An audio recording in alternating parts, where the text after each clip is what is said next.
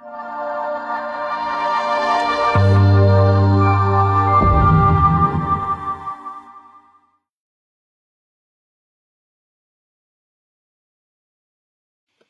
magandang umaga po sa inyong lahat, patanghali na mula dito po sa The Hague, Netherlands.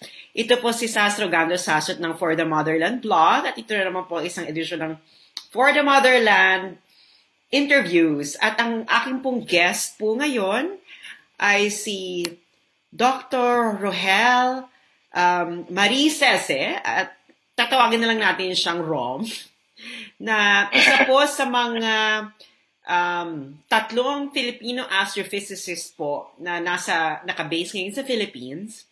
At siya po ang program leader po ng National Space Promotion Awareness and Capabilities Enhancement Development or Space Program na under ng Department of Science and Technology. Aalamin po natin po kung ano po yan sa ating pong interview. Magandang gabi sa iyo dyan, Rom, sa Pilipinas. Bumati ka muna. Okay. Magandang gabi sa iyo, Sass, at sa mga followers mo dito sa For the Motherland. And buti at finally nakakonect din. Kanina ang tagal nung sineset up yung nagkakaproblema. Pero at least naayos na rin sa wakas. Ayan, ang hirap ng mag-connect namin. Pero finally, at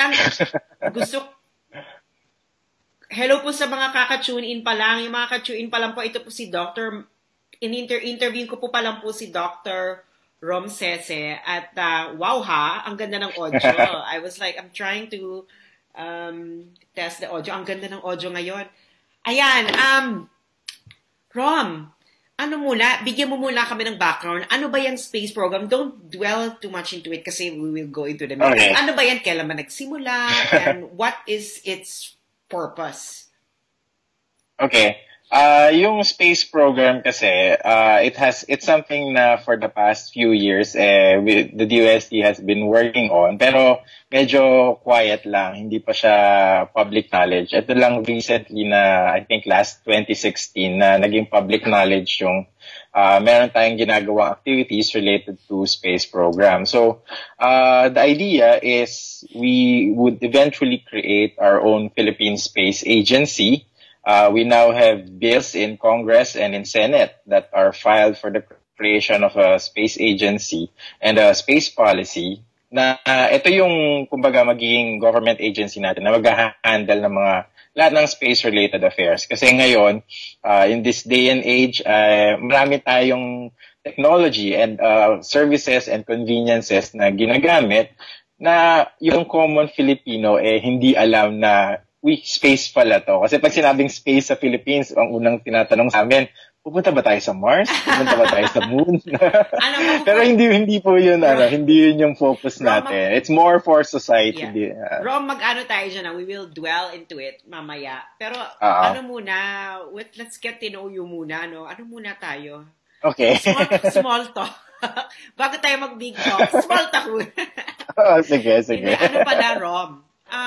When did your fascination in astrophysics start? Kasi, sa Philippines kasi, when you hear someone na sila astrophysicist, parang it's very exotic. It's exotic and sexy at the same time.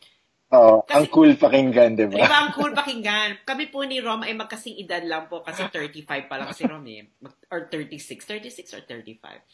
36, yes, I'm 36. Magkasing kami nito halos magka-batch kami nito. So parang, when did your fascination start sa astrophysics? Physics physics in general, kasi astrophysics is a branch of physics. And astronomy. Siguro, it started sa astronomy. I think sa astronomy siya nag-start. And I started falling in love with the stars and planets and everything. Siguro 5 years old pa lang yata ako. Wow naman! Parang as early as 5, alam ko na okay, this is going to be my career path in the future. Tapos, eventually, nag-high school ako and then I enjoyed physics, surprisingly. Kasi it's a way of learning or studying how the universe works. So, yun. So, I decided na, gusto ko maging astrophysicist. Despite na yung exposure ko when I was young was more on the biological sciences. Pero wala talaga first love ang space. I think marami yung first. So, nung pagdating ng college, ay napipili ng course physics. Back then, actually, even now, wala pang formal na degree program. So, I took applied physics. So, it's physics, but with a mix of computer science and engineering, and electronics and communications engineering, ECE, and com science. So, hindi lang yung about marami ayaw ng physics eh.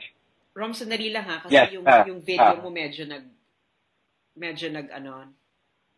okay. Nawawala yung video mo. Ayan. So pakiulit yung So when you were young, may fascination ka na with the stars, and then So, I think talagang as early as 5, I think, alam ko na yun yung magiging career choice ko or magiging career path ko na about related to space. So, tapos, where did you study? Yung formative education mo pagdating sa astrophysics? Okay, so my undergraduate is applied physics pero sa UP Los Baños. And I took up masters in physics UP Diliman. And then I took up my PhD in physics, specializing in computational astrophysics sa University of Tsukuba sa Japan. Oh, wow. So, syempre dito sa Philippines, physics lang yung tinake mo. Meron ka bang mga inspiration ng mga astrophysicists nung bata ka? Who was your first, astrophysicist na hinangaan talaga? Or physicist? Okay.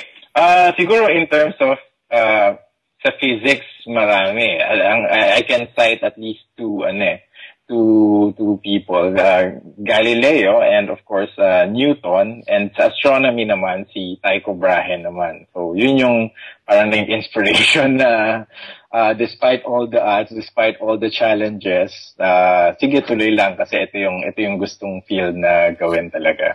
Ano pala, Rom, sino syempre alam naman natin kung sino si Galileo at saka si Newton. Sino isa mong binanggit? Medyo hindi ata. Si Tycho Brahe.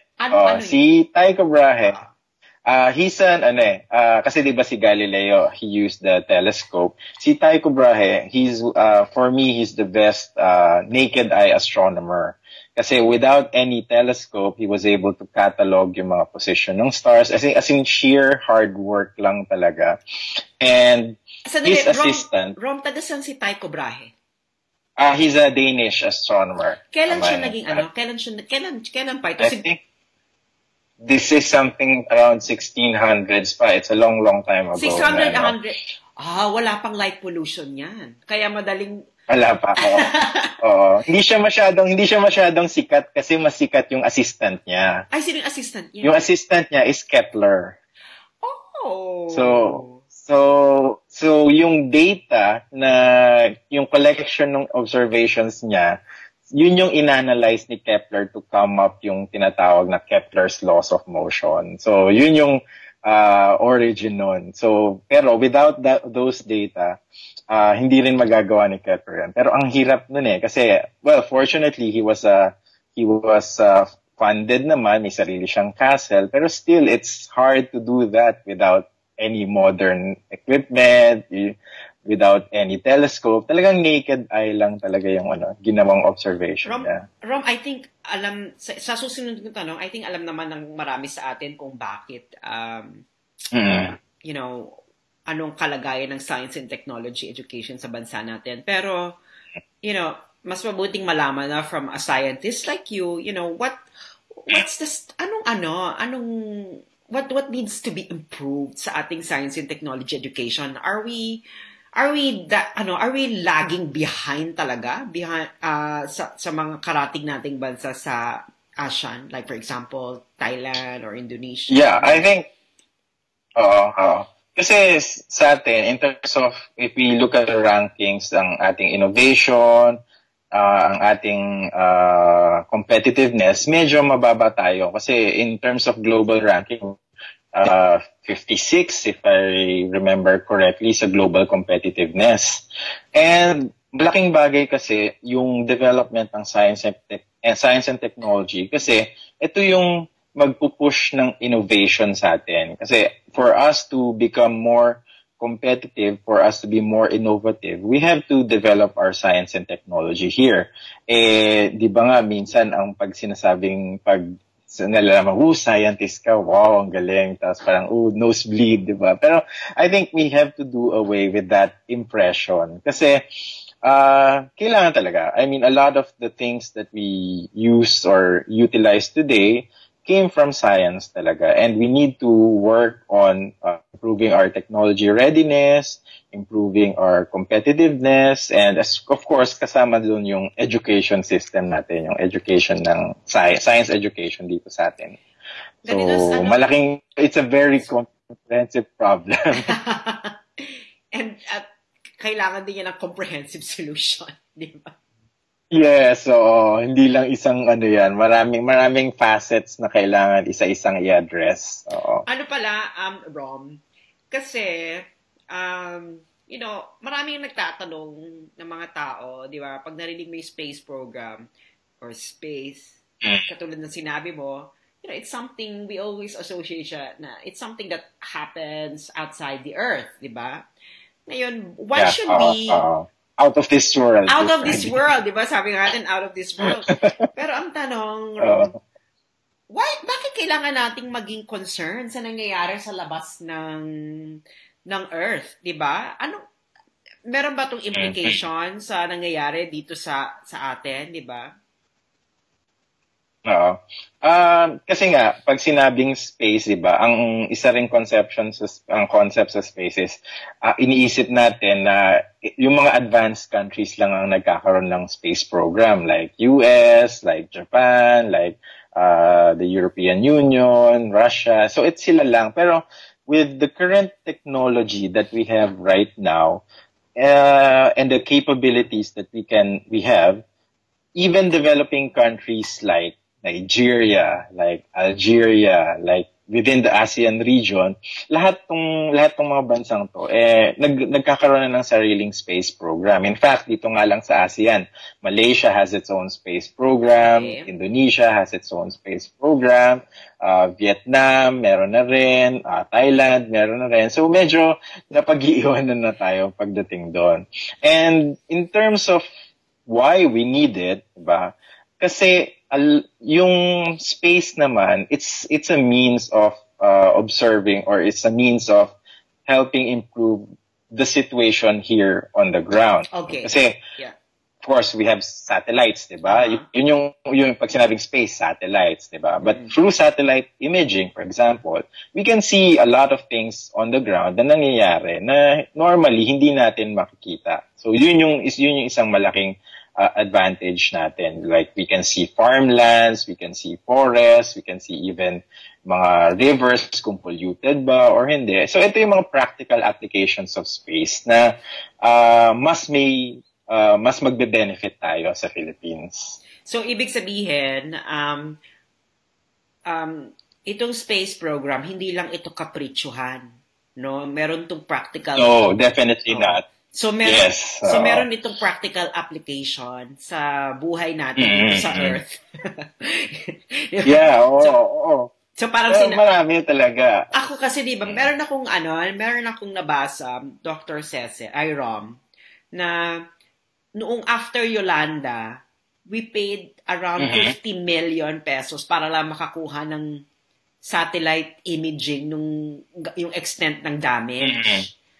So, parang naisip ko na, so every time pala na may sakuna, kung wala tayong space program, we will spend 58... We'll have to buy those images, diba? Mahal talaga siya. So, yun yung mahal lang images talaga, especially kung high resolution images yan. And it's not just the images.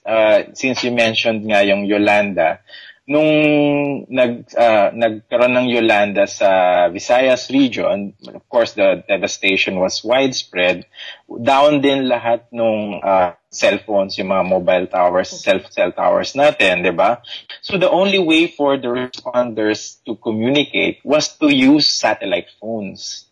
Kasi yun lang yung hindi affected eh, 'di ba? So this is I think in retrospect for us, doon nakita na may value pala talaga ang space kasi pagdating sa mga ganitong aspect, ganitong pagkakataon na may sakuna, ito yung makakatulong sa atin para magkaroon ng first response na rapid disaster response and rapid disaster assessment. So diba?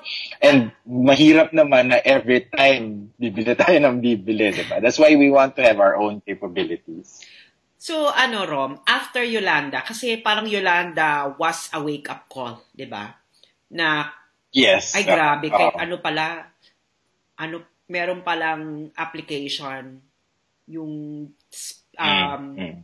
mga galing ng kalawakan ng mga images. Di ba? Meron palang kailangan pala ito, yung mga satellite para mas madali tayong makapag-communicate with each other in times of disaster. After ba niya, nagkaroon tayo ng... Did we learn our lesson? Ano na yung state? I think we learned our lesson noon. Kasi since that was 2013, ang dami nang naging program or studies para i-push ngayon na mag-develop tayo ng sarili nating capabilities. The very first study na ginawa was, of course, before we push for our own agency, we need to know muna ano bang meron sa atin. Ano bang capabilities meron ng Pilipinas when it comes to space. So that was the sort of baseline study.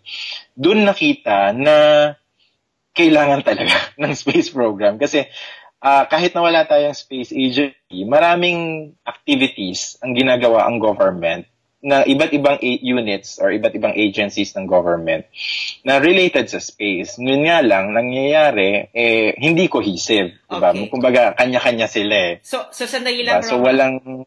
So, Rom, sabi mo, may mga program, mga iba't ibang ahensya ng government na utilizes space. Sandali, Rom, pag sinabi ba nating space, ano yung nito, demarcation? Is it after a particular layer of atmosphere, space na yan?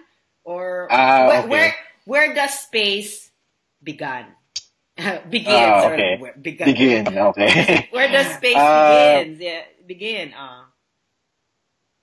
Okay. As of now kasi, ito yung isang problem ng International Space Law na based sa Leiden. Diyan, malapit lang sa'yo. Sa school ko yan, no? In the school ko talaga yung Leiden University. Yeah. I've been to Leiden. Maganda yung campus ng Leiden.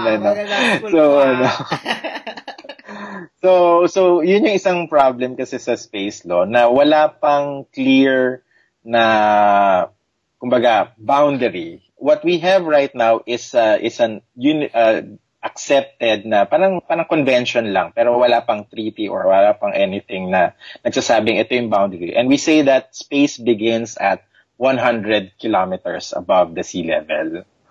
So yun yung kumbaga demarcation ng space. Saan okay? 100? So pag sumasakay tayo ng kilometers above sea level.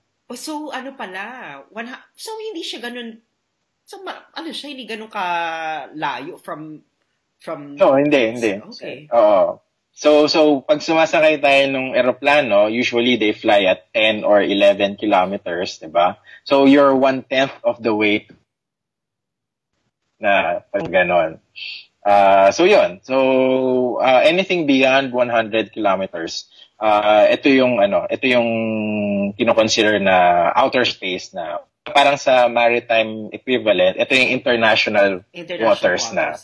So 100 kilometers above sea level upwards, Siyempre, hindi ko naman is sabihin considered as outer space. Hindi ko naman sabihin upwards kasi hindi naman lang upwards ang direction, di ba?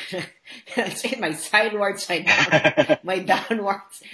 So, kasi directly above. Directly above 100, directly out beyond 100, yun na lang, beyond 100 kilometers. Beyond 100 kilometers is considered as outer space. Outer space. So, yung space program, nandyan siya sa 100 kilometers above. Yan yung mga, may mga ginagawa dyan projects 100 kilometers above. Yan yung mayroong implication. Satellites, may mga satellites, our International Space Station is at 400 kilometers. So, yun. And all the way up na yun.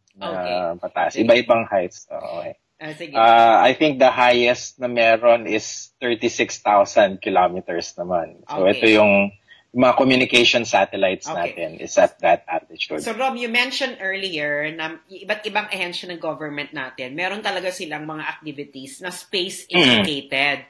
Pero ang problema ay parang hindi sila cohesive and coordinated. Can you please elaborate on that? Ano yung mga space-implicated activities na mga sangay ng government natin? And can you name the agencies at saka yung mga activities naman?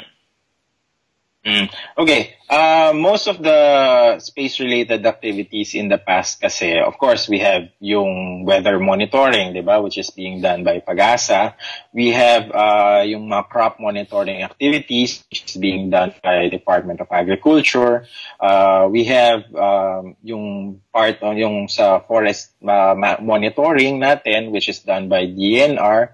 And of course, meron din siyang military application sa DND at saka sa AFP natin. Kasi space is a dual-use technology. May civilian aspect siya, may military aspect ng space. And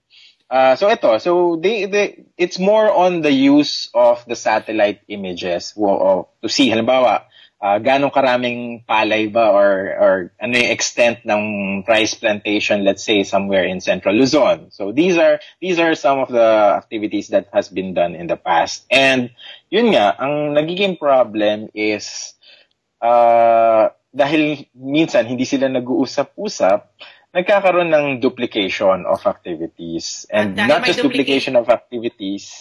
Dahil may duplication of activities, maraming nasasayang na pera. Exactly. Oo. Kasi minsan mangyayari, bibili ng same set ng satellite images na binili na pala ng kabilang agency, for example. So, it happened in the past talaga. And it's something na... Rom, can you give us, do you have any estimation of how much yung nasasayang because of these inefficiencies, yung na sinasabi mo? Okay. Siguro based kasi dun sa study na ginawa last 2013, ang nakita kasi is we spend something around 3 billion pesos just for buying satellite images. And that's a significant amount of money. Oh my God, that's just for a year. Yeah, for a year. And is it for all agencies na meron space? For at least for yun yung tally na ginawa nung study nung 2013. Okay. So that's so bibili ka 3 billion at kung gusto mo ng follow up, that's another expense. You have to buy a new set. Kasi gano'n yun eh. Parang prints yan ng picture eh, 'di ba? So if you want a new print, you have to buy it again, 'di ba? So yun yung challenge ngayon na malaki yung nagagastos natin or malaki yung ni-spend natin for sa mga kaka-tune in lang pa lang po, ini-interview ko po si Dr. Rohel Marie Sese na isang astrophysicist. Isa lang po siya sa kaunting astrophysicist na mga Pilipino na naka-base sa Pilipinas. According to him, parang 3 lang silang active sa Philippines. Ang pinag-uusapan po namin ngayon ay ang implikasyon ng space studies sa ating pang-araw-araw na buhay dito sa Earth. Diba? Kung bakit po tayo dapat maging concerned kung anong nangyayari sa kalawakan. Kung may mga tanong po kayo, sulat lang po sa comment section. Yung matino namang tanong, kayo naman ang ayos-ayos ang usapan. Ayusin nyo naman. Tatanong ko rin yung mga tatanong nyo. may mga exciting kasing tanong eh. I'm sure alam. May excite ka. Pero yan, paki-continue. So nandito na po kami ngayon kung magkano po ang ginagastos ng ating bansa sa pagbili lang ng satellite images. 3 billion ang kanilang So that was the estimate before. So ibig sabihin, anytime we want to buy new satellite images, panibagong payment yon. So, ang the idea ngayon is, and dahil binibili lang siya, wala tayong control na kung ano yung price na i-dictate nung seller ng image, wala tayong magagawa doon. Yun yung nila eh. Yun yung price nila. So, mas maganda na for us to have our own satellite, to have our own capability, para hindi na tayo reliant sa ibang bansa. Rom, di ba meron tayong Diwata sa kaya iba pang mga mini satellite?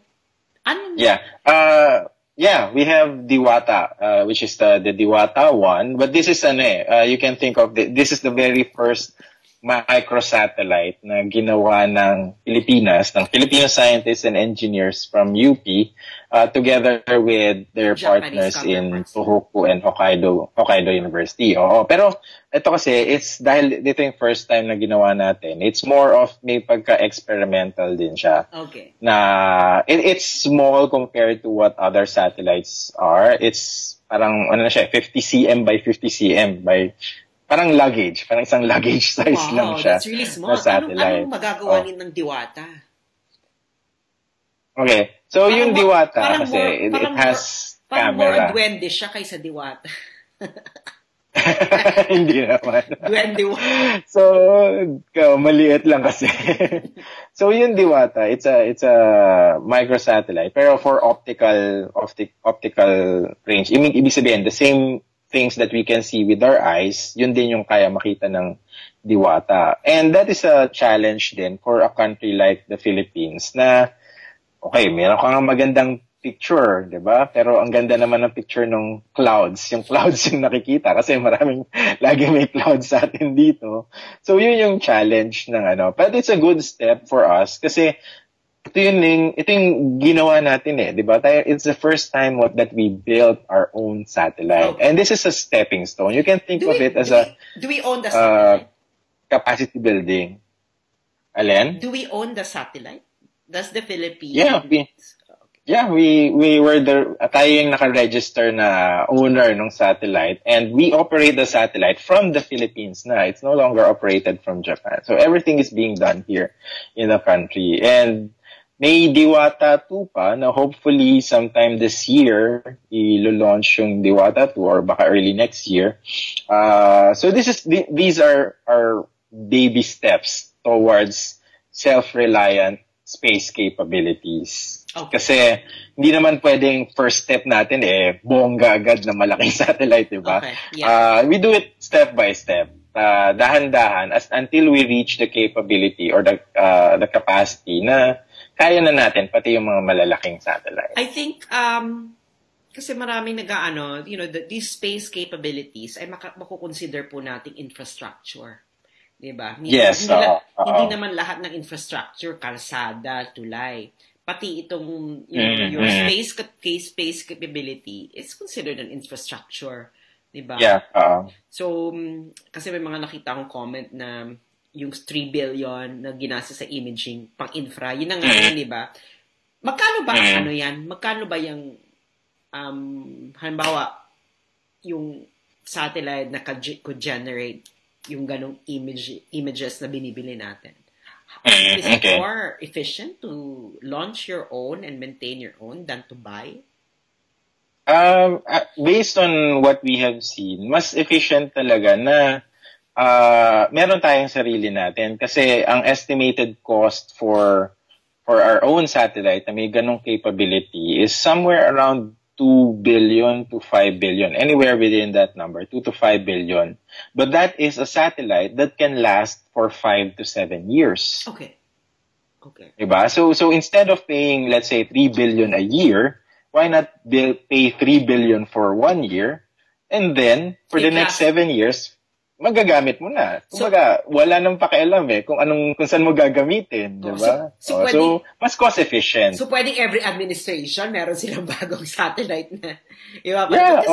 Mas maganda, And I think... Mas maganda nga yun kasi iba-ibang types of course, may optical, may radio, para kahit may clouds, may ganong capability na, kahit may clouds, natatakpan ng clouds ang Pilipinas, nakaka-penetrate pa rin siya dun sa cloud. So, may technology na ganon. Okay. It's better than wala kang nakikita, di ba? Yeah. It's not as good as optical. So, itong Diwata, malapit na siyang mag-expire. Di ba? I think, kasi it was launched from the ISS, which is the International Space Station.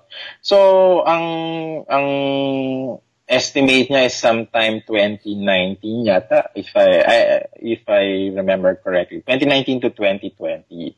Which is, that's about, kasi magto 2 years na siya this April Diba? So, that's a couple of, 1 or 2 more years, and it would eventually decay. Yeah, wala na tayong magagawa dun That's dictated by the laws of nature, the laws of physics. We can bend the rules of man, but we can't bend the rules of physics. I think kasi yung iba kasi wrong, correct me if I'm wrong, na hindi nila nakikita na, akala nila, space lang, parang dyan lang yung niya, parang nakikita kasi parang it will be a limited application. Kasi hindi nila nakikita na, if you work on this, the skill set that people would develop and would use can also be applied with other projects. Kasi nga, di ba, parang halimbawa, space program ng United States, they invested so much in their space program. Pero yung the many technologies na na-develop because of that, na-develop, it was also applied in different areas, di ba? Hindi sa space. So, So yun yung mas importante in the long run. And that's where we need to be innovative kasi the technology that is being developed using space research napupunta sa nag-trickle down eventually to society. I'll give you one example. Siguro may mga viewers ka na bumibili ng mga memory foam mattresses, 'di ba? Yun yung masarap na higaan. Diba? Kasi nagko-conform sa katawan mo, diba? Yeah. The one of the very first memory foam mattresses was used as yung parang foam ng mga seats ng astronaut so that pag sa space, nagko-conform sa katawan nila yung foam, yung mattress. Ayan mga viewers trivia. Yung ginamit na yung memory foam, una yung na-develop para upuan ng mga astronaut. Oo. Sa space. So, ngayon, hinihigaan nyo sa mga bahay ninyo. Oo, at saka yung mga upuan na di ba? Ergonomic chairs. So yun, a lot of those studies came from space research na upuan ng mga astronaut and gano'n. Even the computers that we use right now, yung mga very first chips that had to be miniaturized came from the Apollo missions in the 60s. Kasi ang problem that time, they can compute it on Earth, pero masyadong mahaba yung time delay. They have to do it on board sa Apollo missions. So they have to make a device na a computer small enough to fit in the Apollo modules para on-site na yung computation, hindi na pupunta sa Earth. And eventually, over the years, this became what we know as microchips that we use in our computer. So, and ang pinaka-sinasite ko nga example 'di ba pag we use applications like Waze, like Google Maps, 'di ba? Pag inactivate mo yung location services sa cellphone mo, you're using space technology. Yung mismong pag-activate kasi your cellphone receives signals from satellites to know where you are, kung naliligaw ka na ba, kung saan ka liliko. So yun yung mga practical applications na yung common Filipino, hindi nila na-realize na, ganun pala yun. May ganun palang value ang space na That's why we want to promote awareness of these things para makita na this is not just some white elephant or kaprichuhan, diba? This is something that we need in our country right now. Otherwise, medyo mahuhuli tayo compared to other countries. So it's no longer ang sinasabi ko nga space is no longer a luxury. It's already a necessity. So yung sinasabi mo, Rom, you use space in order to observe Earth, diba? Marami siyang practical applications. There is agriculture, disaster mitigation and even management. Tapos pwede rin siya maritime awareness and defense. Kasi there are things na you can just have a good picture of if you observe it from space. Ngayon naman, ano naman yung kasi syempre if you say space research, hindi lang naman yan yung mga satellite, di ba? Or what you can observe from space sa Earth. Paano naman yung observing, the cosmos, di ba? That's part of astrophysics. Okay. Di ba? Observing the sun, observing the moon, observing the planets. Di ba? Ano naman ang, is it purely for knowledge or does it have any practical application? Kasi syempre, di ba mga tao, unang tanong, makakain ba natin yun? Di ba? That's a perfectly understandable question. Kasi, ang sabi nga namin yung kanina yung minention ko, that's space na from space looking down on Earth. The other side is from Earth looking up to space naman, diba?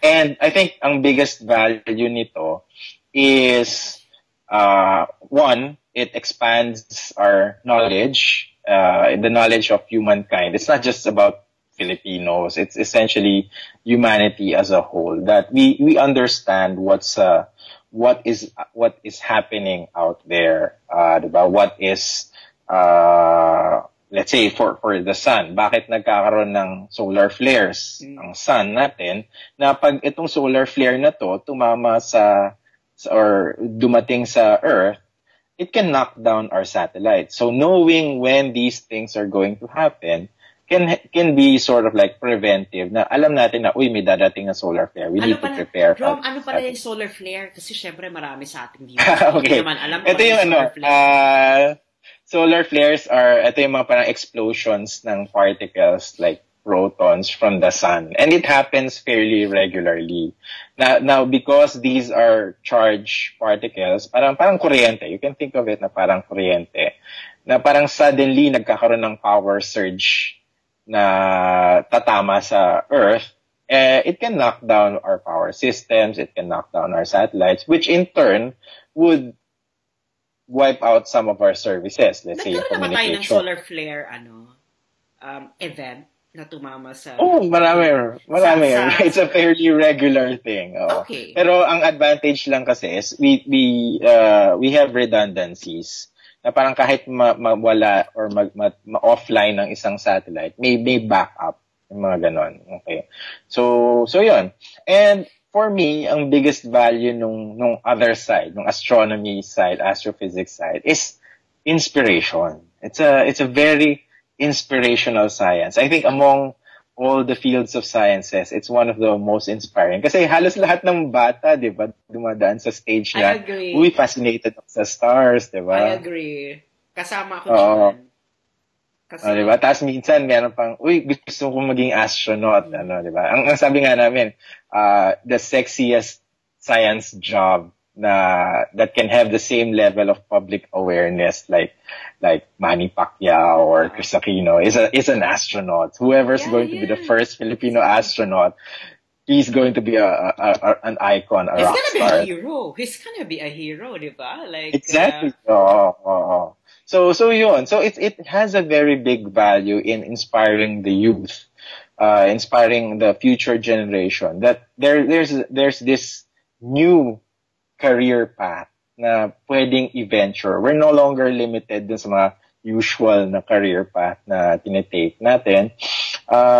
So we hope that in the future, hindi naman namin sinasabi na kailangan marami tayong astrophysicist or maraming astronomer, but at least we use astronomy or space science to encourage students to go into STEM careers. Ba? Yung mga science, technology, engineering, mathematics careers. And even it's not just it's not just the hard sciences, even in the social sciences. Meron ngang space law, di ba? Well, like here sa Pilipinas, wala tayong space lawyer, di ba?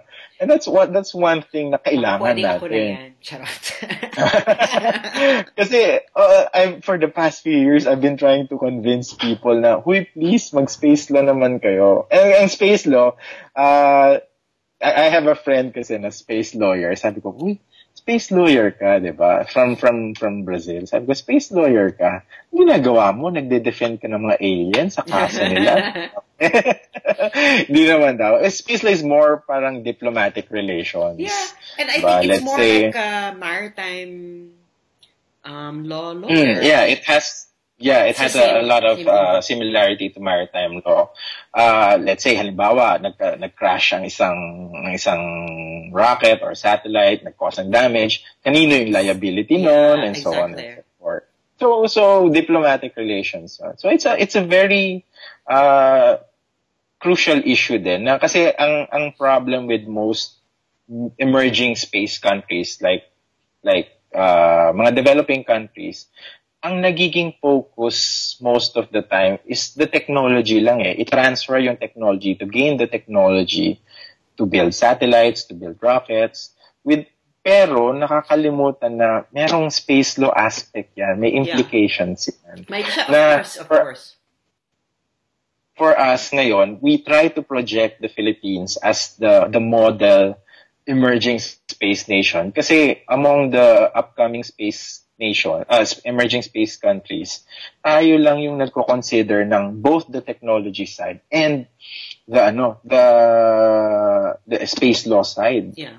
The space policy. I mean, I'm an astrophysicist, pero never in my wildest dream makikita ko sarili ko, nagbibigay ako ng speech sa UN conference at Geneva. I did that last year for space security naman. So hindi lang, it's not just about technology, it's also about being a responsible member of the global space community. So anong na natin? Ano na ang mga nakikita mong mga future developments? Meron bang support? Ito siguro pinaka-maputing tanong. Meron bang support ang Duterte administration sa space research, for example, sa space program?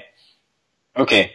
I think isa sa mga pinaka-natuwa ako was if you look at the Philippine Development Plan for 2017 to 2022, yung ginawa ng NEDA, yung PDP ng NEDA, which is essentially the blueprint for the current administration, nakalagay doon yung creation of a Philippine Space Agency. So for me, that's a very important document na nakasama ang space agency doon. It's also included in the national security policy natin. It's also included in the harmonized national R&D agenda ng DOST. And in Congress, we now have we now have 4 bills na filed in Congress that pushes and 3 in Senate that pushes for the creation of a Philippine Space Agency and space policy. It was filed September 2016. October 2016. Pero I think within the next few months, it's already ready for plenary. Plenary na siya. So, it's just in the final stages na lang ng appropriation. So, surprisingly, there's a strong support from our congressmen.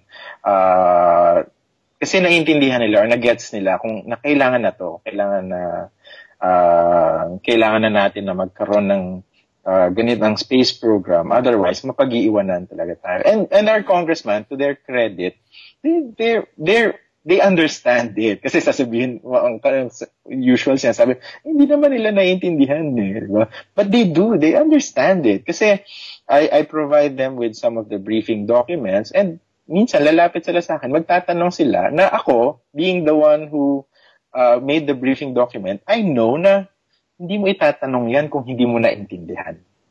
Alam mo yun? Yung ganung aspect. And that's for me, that's a very surprising thing. I give credit to our congressmen and to our senators na naintindihan nila na it's something na kailangan natin. So hopefully this support will be sustained para tuloy-tuloy na yung progress natin. I think if kung merong i-raise yung awareness ng taong bayan about, the importance of having a space program, mas lalong magkakaroon ng momentum, 'di ba? Ako kasi naniniwala ako sa space program eh. I see the value nung magkakaroon ka ng space agency and your own capabilities outside, 'di ba? Kasi yun yan, I read na we spent 58 million just to take photos ng extent ng Yolanda. For example, if you have these capabilities, maybe we could have even prevented, the tragedy. Kasi, you have better... So, saving lives yun. Saving lives. So, I think ang iba kasi, they think na, when they think of space, they only think na, kanina sabi ko nga, nakapritsyohan. And wala siyang practical application when in fact, it has wide-ranging application, di ba? Defense, national, civilian applications. And yun nga, to sum it up, yung pwede pang mag-trickle down yung technology na ginamit sa space research into other areas. I think we can even correlate na, kaakibat ng development ang space program kasi grabe kasi yung capital infusion sa space program eh. Yes. Diba? Tsaka yung innovations na na-develop. So, yun yung isang kailangan rin na tinitingnan namin na how do we spur our industry, a local space industry dito sa atin na medyo challenging din siya. But yun yung magdadrive ng sustainability. We can always pour in a lot of money pero kung hindi siya sustainable, sayang naman, di ba? But with the industry coming in, that's the key to it. Ako nakikita ko kasi dyan, the number one objection would be money. Budget. Kasi in order to fund it, you need to take it somewhere else. Or you need to raise more taxes. So ako po'y nananawagan, baka meron pong mga philanthropists po dyan. Di ba? Baka may mga philanthropists po dyan na gusto nyo na lang pong malagay sa tahimik, i-donate nyo na lang po yung 90% ng bilyones ninyo para ma-develop. No, I'm not kidding. Kasi, like for example, in the United States, you do have a lot of philanthropists na they really donated a lot of money para sa science and technology. Diba? Development ng science and technology. And I think wala kasi tayo ng culture eh. Nabanggit mo nga kanina si Kepler and how do you pronounce it? Tycho Brahe. Tycho Brahe. I think it's pronounced Tycho Brahe. Nabanggit mo na meron sila mga benefactor, diba? Na who are interested in the development of science and technology. Kasi sa Philippines parang wala kang mga ganyang mga visionary na mga philanthropists na who would really invest. Sana magkaroon. Ayun na nga. Kaya nga ako nananawagan yung mga mayayaman po dyan na kaysa po gamitin po ninyo sa mga kung ano-ano, i-invest nyo sa space program. Di ba? Development ng space. May question ako sa'yo, Sass. In your, sa hula mo, how much does it take per year for us to have a space program? Per year? Per year? Magkano yung dapat na budget for us to have a good space program? I think maybe per year. I don't know, maybe 100 million? Okay. Is that Magkano? Okay. Ang global average kasi for spending in a civilian space program is about 0.02% ng GDP. Okay. So that's so it's tied to the GDP. So in local based on our local GDP, our estimate is about 2.5 billion pesos a year. 2.5 billion pesos a year. Nako, maraming mayayaman dyan. Credible and a sustainable space program. Ano ba naman yung may mag-donate ng 3 billion? Di ba? Sa mga philanthropists. Kasi nga, di ba, meron nga dyan isang kampanya, grabe yung tax na hindi binayaran. Umabot na ng mga... Tapos nung kinompute namin na ilan ba yung taxpayers ng Pilipinas, parang pumapatak siya na about 120 pesos per taxpayer per year ang kailangan. So that's about 10 pesos or 11 pesos a year lang. So parang isang mineral water na kung lahat mag-donate ng gano'n. 11. If every Filipino... So it's something na doable. It's not, kasi sasabihin, mahal naman yan, ilang hundreds of billions yan. Hindi, it's not that. It's only about 2.5 billion per year. I think, pwede siyang kunin sa sa mga, I don't know, wala na kasing PDAF eh. Sa mga PDAF, mga PDAF-like na na mga budget insertion. Pero, sino sa mga senador, pwede mo mabalik-banggitin, sino yung mga senador na okay. Sige. So, public knowledge naman yan eh. The first bill in Senate filed in October 2016 was filed by Senator Bam Aquino. Oh, wow, ha? Kasi he's the chair for the Committee on Science and Technology ng Senate. Understandable. And the second bill filed in December 2016 was by Senator Lauren Legarda. Okay. And then the latest was filed August last year, August 2017, filed by Senator Tito Soto. Okay, so Tito Soto, Legarda, and Aquino, a diverse political. So medyo bipartisan yung bipartisan yung issue, which is good. Yes. I think naman, if it's supported naman ng government, ng administration, and then there is interest sa House and Senate, and wala naman akong rason para hindi makitang matuloy yan, except for the budget. Kaya nga I really think na, the rich could help fund it. What's about donating some amount, kasi they would also benefit from it. Diba? Yeah, they would benefit from it, especially if they use it for their own businesses then. So in a way, having the space program would eventually pay for itself eh. Kasi you provide these services na magiging income generating din for the government.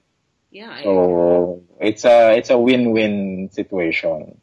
So yung astronaut, medyo matagal pa yun. Matagal pa yun. Punta tayo sa usapang astronaut. Gaano ba kahirap mag-aging astronaut? Pinangarap, ano ba yan? Did you seriously consider being one? Yeah. I wanted to become an astronaut dati, to the point na, kasi dati ang mga astronaut, nagiging astronaut, coming from military diba? Okay. So, nag-exam ako ng PMA for na hoping na makapasok sa military. Pero it had a conflict with one of my very first scientific conference na pinapatawag na ako for checkup and everything. Pero, yun. So, hindi ako natuloy on that side. But, it's a challenge. It's very challenging to be an astronaut. But for me, ang naging deal breaker was nung nakita ko yung space toilet. Na parang... Bakit? Kasi, di ba, here on Earth, di ba, pag umihi tayo, sumushoot sa bowl. Because diba? of gravity. Yeah. Because of gravity. But in space, walang ganon. So pag umihi ka, it's just a free-floating blob of pee. Di ba? So medyo challenging siya. Pag nag-number 2 ka. Ganon din. It's the same thing. Oh my God. So lulutang-lutang din yung mo. Yung poo. Pero meron naman, may vacuum system naman na sinasuck out yung yung waste. Parang di ba sa aeroplano, pag flush mo yung sa toilet sa aeroplano, parang may vacuum. Yun, it's the same technology. So para pala maging astronaut ka, you need to be trained muna sa military. Ganun ba yan? Not necessarily, but you need to undergo a lot of training. It takes years to be trained as an astronaut. Kasi you have to be physically fit, you have to be technically capable, tsaka psychologically fit ka rin. Kasi imagine you're going to live in a closed tube for 6 months with 3 to 6 other people. Kayo lang, na pag nag-away-away kayo, walang mangyayari. So malaki yung preparation. It's a mentally preparation. It's mentally challenging. It's physically demanding, and it's emotionally challenging din kasi mahirap it's hard. Tapos kung hindi ka pa maliligo, di ba? So it's these mundane things na we take for granted dito sa Earth na pag dinala mo sa space, ay hindi pala siya ganun kadali or hindi pala siya ganun ka-exciting. Ano ang mga latest ngayon sa astrophysics? Ano ang mga latest hottest topics ngayon sa astrophysics? Okay. Na exciting exciting. Okay.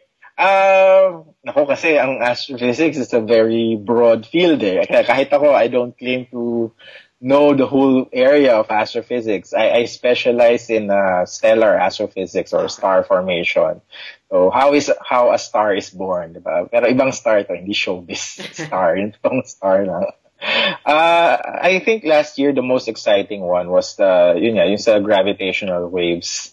Observation of gravitational waves na talagang confirmed observation na because of collision of two pulsars or I think two black holes yung nag-collide, we detected these gravitational waves. So ito yung mga ripples na sobrang hirap i-detect talaga. Sandali lang, Rom, ano yung pulsar? Okay. Pulsar is sige, good question. A pulsar is parang remnant ng sumabog na star. Okay. So parang star, patay na, sasabog siya. Tapos may matitirang may matitira. So depending on the size of the star, it can be a pulsar, it can be a black hole. Okay. So usually yung mga malalaking star pag sumabog, nagiging black hole yun. Pero pag hindi naman siya ganong kalakihan, magiging pulsar siya. So these are rapidly rotating objects, rapidly rotating stars talaga. Pero you can think of it na parang yung isipin natin yung sun natin. Diba? Malaki yung sun. Compress it to a sphere na size ng na 10 kilometer lang ang diameter. Okay. So that's a pulsar. Ganyan kalaki ang pulsar. Cramming all that mass of the sun, diba, into a size na 10 kilometer na sphere, na bilog. That's very massive, very heavy. So yun. So parang it emits signals na parang lighthouse, and yun yung nade-detect natin. So so those are pulsars. So ano yung na-detect? Gravitational waves. Bakit siya exciting sa mga astrophysicists? At bakit dapat kaming ma-excite din? Okay. Kasi for physicists, one of our aims is to derive what we know as a theory of everything. Okay. So this is an equation that would explain at least almost all the phenomena that we see in nature. The challenge right now is combining the last force. There are 4 forces kasi. Combining the last force, which is gravity. Hindi pa natin fully understood ang gravity. Ito yung 4 na forces, di ba? Ano yan? Gravity, electromagnetic force, strong nuclear force and weak nuclear force. Yung weak nuclear saka strong nuclear, di ba sa quantum? Yeah, this quantum mechanical level. So yung tatlo, the electromagnetic, the weak, and the nuclear, medyo na-combine na sila. It's now just gravity that's left. And this is the most challenging kasi hindi pa natin fully understood. Ano ba nagko-cause talaga ng gravity? Ng gravity, okay. Oo, diba? So unlike radiation, we know that it's caused by photons or ganon. So gravity, hindi pa natin fully understood yan. And it's a long-range force, diba? Na kahit gano'ng kalayo ka, there's still gravitational attraction between two objects. So yun yung challenge talaga. Because we detected these gravitational waves, ito yung mga ripples in space-time na tinatawag. Yun yung exciting. Kasi it's a step towards understanding. Ano, Rom? Ipaliwanag mo yung concept ng space-time. One word po yan, ha? Space-time. Ipaliwanag mo yung concept sa pamamagitan ng fabric. Yung fabric, that's the usual the usual case na ginagamit ko sa lectures. So you can think of space-time na parang kumot, 'di ba? Isang blanket na naka-diretso siya. Tapos pag naglagay ka ng object sa gitna, say basketball or something, makikita mo na yung fabric na 'yon nagbe-bend, 'di ba? It bends. And ito yung tinatawag natin ngayon na curvature ng space-time. Now, pag any object that moves towards that ball has to follow this curvature of space-time. Okay? So, yun yung sinusundan niya. Depending on how fast it goes, it can orbit, it can rotate around that basketball, or it can go out, or it can even go in towards, kumbaga, babagsak na siya towards the basketball. So this is ito yung space-time though. So yung mass objects causes curvature in space-time.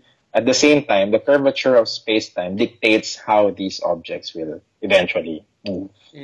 So yun. So kaya so when I was still teaching, yun yung may demo kami nun sa class na may kumot talaga na pinapakita mo na pag naghagis ka ng holen, ano yung magiging motion ng holen. Umiikot nga sila. Curvature. Ay, ko yun. Oo. Na ko na yan. So it's an exciting field. So ngayon, yung gravitational waves, siya sa ripples siya sa so you can think of it ang ripples ng space-time. Oo, diba? And these are very very faint, barely detectable ripples na medyo mahirap talaga siya i-detect kasi nga it's masyadong maliit yung you have to distinguish that signal from the noise of the instrument. So maano nyo ba Rob, na yung gravitational waves, is it an effect ng isang dying star? Ganun ba yan? Or yung gravitational wave na na-observe was an effect of the collision of two black holes. Diba? So parang eventually they did this dance na paikot-ikot sila until eventually nag-combine sila, and it caused an explosion not just in terms of light but also in terms of gravitational wave. So na-confirm na yun. So for me, that's one of the very exciting things na nangyari in astrophysics. Kahit na hindi yun yung field ko. My field is star formation and stellar evolution. Kung paano nagbubuo ang stars. Ayan. But it's a very Baka pwede mo ikwento sa amin kung paano nagbubuo ang star. Kasi yan naman ang yung field. And I think a lot of our viewers, gusto nilang malaman kung paano nagkakaroon ng star. Excuse me. Ikwento mo naman. Naiintindihan namin. Okay. So, ang star kasi, we can think of it in the same, what I usually do, yung stellar evolution. Kino-compare ko siya sa human life, di ba? So tayo, we started out as sperm cell and egg cells, na eventually naging zygote. Sa stars, they start out as clouds, as we call them molecular clouds of hydrogen. Na dahil sa gravity, nagfo-fall down sila, nagko-compress together. Okay? Kasi they attract, palaki yung mass nung star na yon. Pero syempre, habang kino-compress siya, tumataas din yung pressure sa loob. So it takes a while before eventually the mass becomes sufficient na overcome niya yung pressure, tapos suddenly mag-infall lahat ng mass na to, and pag nag-infall to, the pressure increases, the temperature also increases until mag-start na yung fusion reaction. Ito yung mark ng ng isang star na a star is born pag nag-start na yung fusion reaction. So ito na yung parang nilabas ka na sa womb ng So yun yung pag nag-start na yung fusion reaction, para ka nang pinanganak as a star. Tapos so for our sun, yun yung source of energy ng sun natin. It combines hydrogen into helium. Yun yung conversion. You have 4 hydrogen atoms, tapos you use that to make 1 helium atom. Pero diba, 1 plus 1 plus 1 plus 1 equals 4, diba? Pero ang nangyayari, hindi siya exactly 4. Naging 3 point something lang, ganon. May nawawalang mass. Diba? So itong nawawalang mass na to, nako-convert to energy by the famous equation of E is equal mc squared, diba? Einstein, yeah. Einstein's equation. So that means ang daming reaction na nangyayari sa loob ng isang star para magkaroon ng ma-produce yung same output ng sun natin, diba? So yun yung source of energy ng sun natin. Na for our sun, I think it's going to take another, malapit na siya mamatay. Mga 5 billion years. Yung malapit po sa mga astrophysicists, hindi to katulad ng malapit sa ating malapit sa atin. Mga 5 in the next 5 billion years mamamatay na. So let's mark our calendars. 5 billion years po I-text nyo na lang po ako. I-text nyo po ako. Nasaan po kayo para ma-rescue naman po kayo. So, paano naman namamatay ang star?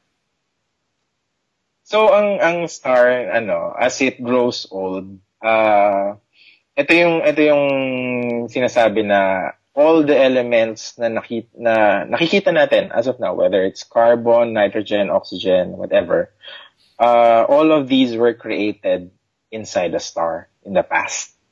So yung sinasabi natin ni Carl Sagan na we are made of star stuff. That's true kasi the molecules, the elements in our bodies were created in stars. So as it grows old, nagkakaroon siya ng instability. For example, nagiging yung core niya nagiging unstable na, at suddenly magbabagsakan na lahat ng material na to. And dahil pagbagsak niya, mag-explode na ngayon. Ito yung tinatawag nating supernova. Supernova naman na So it's another long process yung Syempre itong proseso na ito, it takes billions of years to happen, no? Yeah, it takes hundreds of millions to billions of years depending on the size. Pero yung supernova event mismo, mabilis lang yan. It's just a matter of a few seconds, a few minutes. That's the only time that a star can be much brighter than a galaxy. Kasi talagang parang bongga ang kanyang ang kanyang coming out as ito naman yung supernova, ito yung tinatawag namin na death of the star na talaga. So parang pag namatay yung tao, yun yung equivalent. Tapos magkakaroon tayo ng remnants, di ba? Yung skeleton natin, yung abo or whatever. Sa stars, ito naman yung mga pulsar and black holes. So yun yung equivalence nilang dalawa. Ano pala, may nagtatanong dito. Hindi ko mabanggit yung pangalan niya kasi naka-Korea. Korean ba ito? Sabi ng instructor ko, maganda daw yung natuklasan ngayon about sa gravitational waves kasi ang susunod nilang aalamin is kung paano mag-time travel. Meron ba implication niya sa time travel? Ang gravitational waves? Wala pa. It's sama-sama yan time travel, faster than light travel, di ba yung as of now those are still theories na wala pang physical evidence for us to say na it can really happen. Meron na ngayon quantum teleportation, but it's not the same way of teleportation na parang sa Star Trek or ano. Okay. But it's a step. Anong klase teleportation? Marami pa. Yung quantum teleportation, parang you have two different objects na pag ano yung without physical connection, kung ano yung gawin mo sa isa, nangyayari din sa kabila. So that's because of quantum entanglement. Yun yung tinatawag na I won't go to the back of that. Yung parang information's getting passed from one parang instant yung instant instantaneous transfer of information. Diba? So ano pala, may tanong dito kanina hindi ko mahanap eh. So ano po, i-explain mo raw professor. Explain mo raw ano raw ba yung black hole? Is it a bad thing? Okay. Parang more yung black hole. Is it a bad thing? Okay. Ang black hole naman kasi per se is it's part of the stellar evolution process talaga. It's a remnant of the stellar evolution process. And in itself, it's not a bad thing naman talaga. The only problem with black hole, kaya nga siya tinawag na black hole, kasi the pull of gravity is so strong such that even light cannot escape. Ang light natin it's already known as the fastest thing that can ito yung universal speed limit, diba? The speed of light is 300,000 kilometers per second. Diba? So in 1 second, it's 300,000 kilometers. So imagine, it's so massive, the gravity is so strong, such that even light cannot escape it. Diba? So yun yung problem. So that's why enigmatic ang black hole, because we don't know what's happening inside. We don't know what's going on inside a black hole. Kasi nga, walang information na lumalabas. So, pag nakakita ka na ba ng black hole through, yung direct image, I think may nabasa ko recently na merong candidate for a direct imaging of a black hole. Pero most of the observations ng black hole, nagagawa siya kasi meron siyang kalapit na isang star pa na erratic yung motion, and the only way that you can explain that motion of a star is because of presence of a black hole. Kasi so parang minsan kasi black na. Oo, wala ka talaga makikita. And yun nga, it causes bending or strong curvature in the space-time natin. Na parang it acts as if parang lens ngayon siya na binebend niya. Kung may instance nga na kung ano yung nasa likod, nakikita mo without even so we call it lensing, gravitational lensing. So yun yung black hole. I think kaya siya naging exciting para sa general public kasi nga it's a very enigmatic and it's a very mysterious object na wala tayong alam kung anong nangyayari sa kanya. Although the theory right now is we have black holes, a supermassive black hole in the center of the Milky Way. So ito yung nasa pinakagitna ng Milky Way natin. Tapos dati may mga nagtatanong, what if daw yung sun natin naging black hole? Okay. Na same mass, masasak in ba daw yung Earth sa black hole na yon? Actually, ang mangyayari lang is the Earth will just continue revolving around that black hole. Walang change. The only change is that wala na tayong liwanag na makukuha. Kasi in terms of mass, it's the same. It's just mass. Okay. Mass. So wala lang. Now, we're still gonna continue revolving around the black hole, pero it's gonna be a dark 24-hour darkness. 24 hours na madilim. Ngayon, pag lumapit tayo, that's the time lang na we get sucked into the black hole. Pero at the current distance, wala siyang masyadong difference. Okay. You mentioned pala yung time travel kanina, di ba?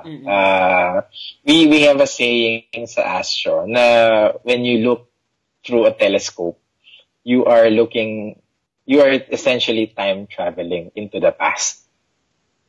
Kasi nga, yung nakikita mo na object, let's say, for our sun, diba? For our sun, the sun that we see during the daytime is not the sun at the moment na nakita natin siya. It's the sun 8 minutes ago. Kasi it takes 8 minutes for the light to come to reach Earth. Okay? So ganun yung yeah. So the farther you look into space, the farther you look back in time. Importante yung malaman yan, the sun, 8 minutes ago pa yung nakikita yung sun. So may delay. May delay. Kasi kailangan pa mag-travel. Ilag. Kasi kailangan pa so pag sumabog yung sun, halimbawa, we won't know 8 minutes later. Di ba merong movie yan? So 8 minutes. Di ba merong movie yan? Yung parang 8 minutes sa pagitan para maka-escape sila or something like that? I think meron. Pero hindi kasi ako nanonood ng ganung mga movie. Talaga? Hindi ka na... Hindi siya, I don't watch those kinds of movie. Una-una, trabaho ko na yun eh. Yun pa rin ba ang panonoorin ko? Tapos pangalawa, nakaka-frustrate lang kasi hindi ako mag-enjoy kasi mali yan, bakit ganyan yan, diba? Kasi you're being critical. Oo, diba? Kasi I know the physics behind it. Ano pala, sabi ni Pati Maong, diba? If that happens na mag-explode ang sun, are we going to have a new sun? Not necessarily kasi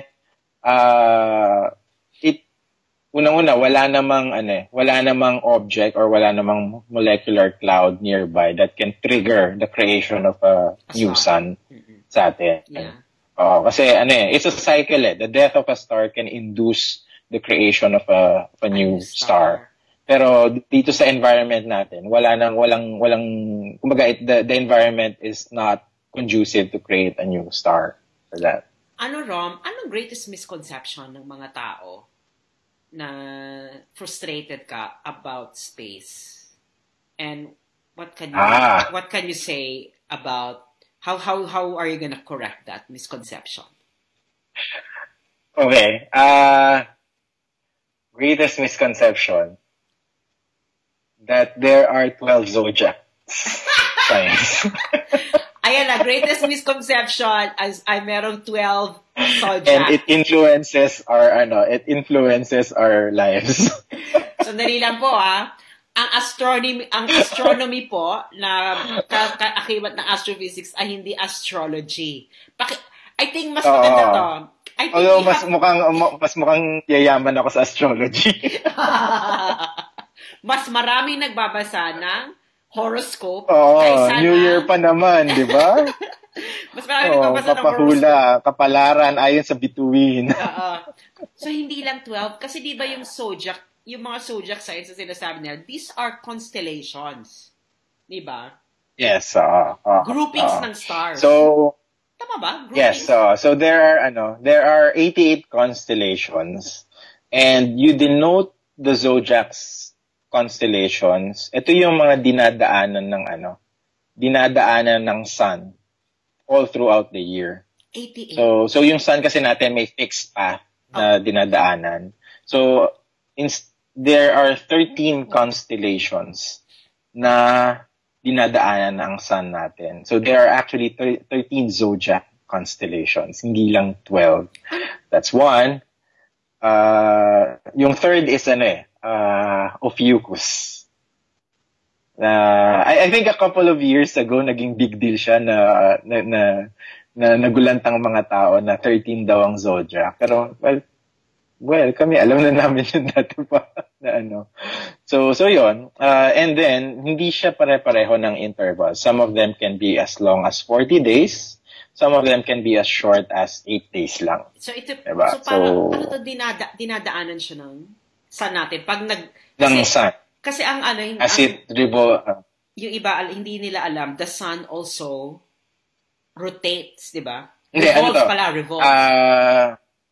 Hindi, based dun sa perspective natin sa Earth. Okay. Kung halimbawa, as we go around the sun, parang nag-iiba yung viewpoint, nag-iiba yung background. Okay.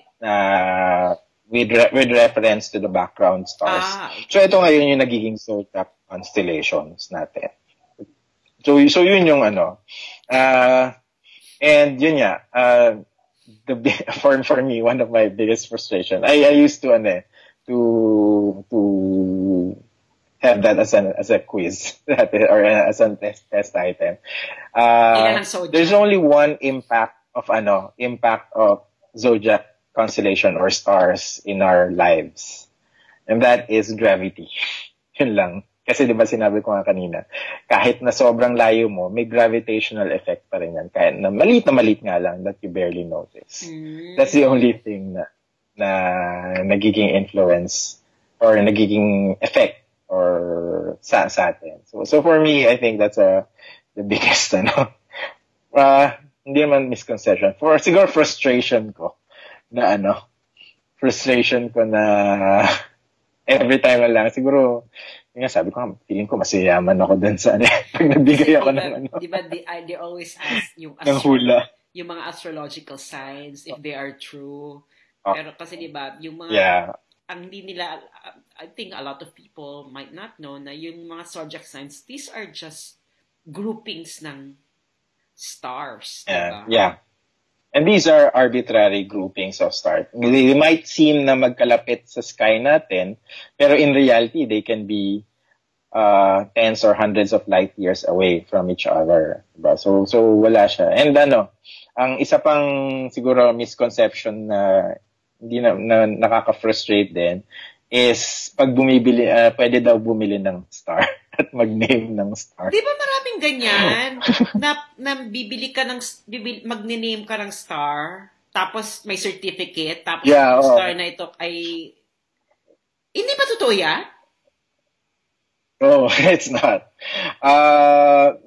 Marketing lang yun.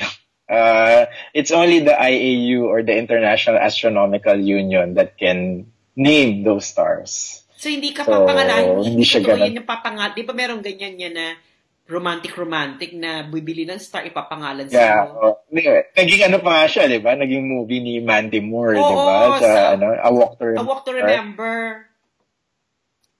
So walang yun. Walang bearing. Sorry sa mga viewers na nasira ang pangarap na na magkaroon ng star na nakapangalan sa kanila. Pero ganun po talaga. It's a marketing stunt. Ito sabi ni Raymond Mego. So ang araw po ba umiikot din or stationary siya? Okay. Yung sun natin, umiikot din siya around the center of the Milky Way galaxy. Yun yung hindi siya, yun yung simply put, that's where our sun rotates, and it takes millions of years, tama ko, para magkaroon ng isang ikot. Pero, isang revolution. Isang revolution around the Milky Way. Pero, teka lang, inisip ko kung paano siya. In a way, yung sun din natin, umiikot siya about a common center ng solar system. So pag sinabing the sun is the center of the solar system, technically hindi siya at the exact center ng solar system natin. So meron din siyang iniikutan na the common center ng buong solar system natin. So, yun, in a way, umiikot. Di ba? Parang marami akong shatter na ngayon. Naku, mali pala si Shira Luna. Nakakalok. Kilala mo si Shira Luna, Rom? Yeah, diba? Luna. So it's not at the exact center. Sandali lang ha, mga kababayan, naalala nyo, ito yung mga batang 90s, hindi na to hindi yung mga early 90s yata yun early 90s. Yung mga hindi batang 90s, hindi nila to alam. Si Shira Luna po kasi, yung batang... Hindi, si Shira, siya ba yung sa di ba siya yung sa painting? Hindi, siya talaga yung the sun revolves around the center of the universe. The sun is the center of the solar system, moving around it or the planets. My God, this destroyed my childhood, Rom. You destroyed my childhood. Hindi pala ang araw ang center ng universe. Ay, ng universe, ng solar system. Meron palang common center ang mga planeta at ang sun na kung saan doon umiikot ang lahat. What's that center? So yun yung Yun yung center of mass natin. Although it's very close to the sun. So parang ganun na rin talaga. What is it? Yung parang, ano lang, tama ba?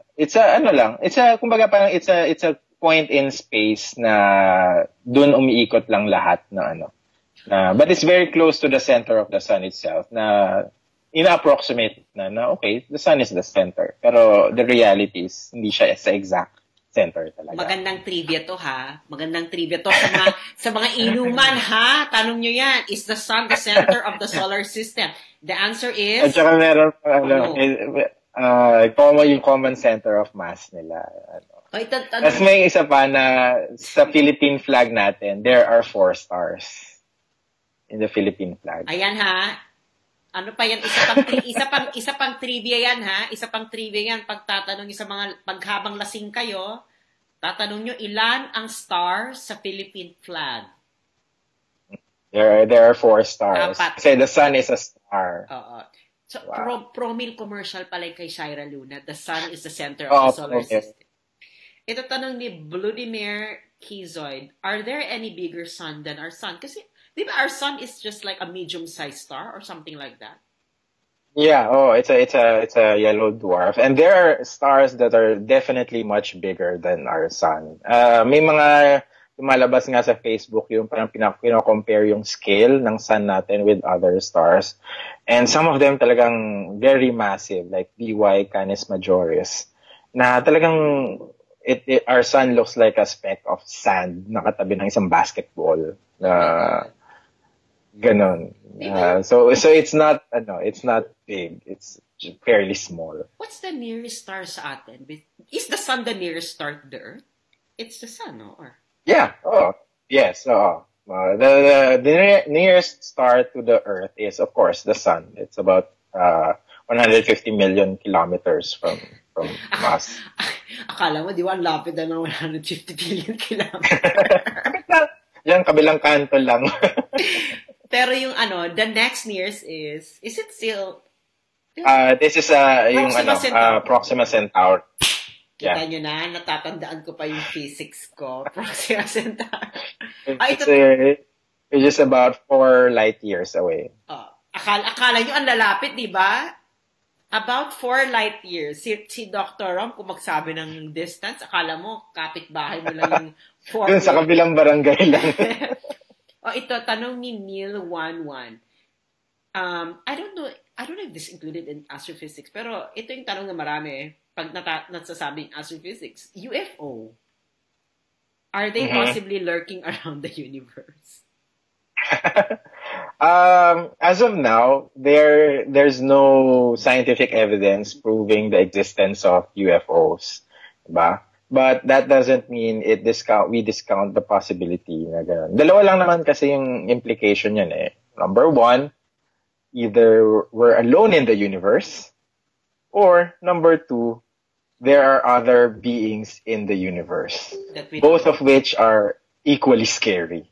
Diba? Exactly. Kasi isipin mo kung tayo lang nasa universe,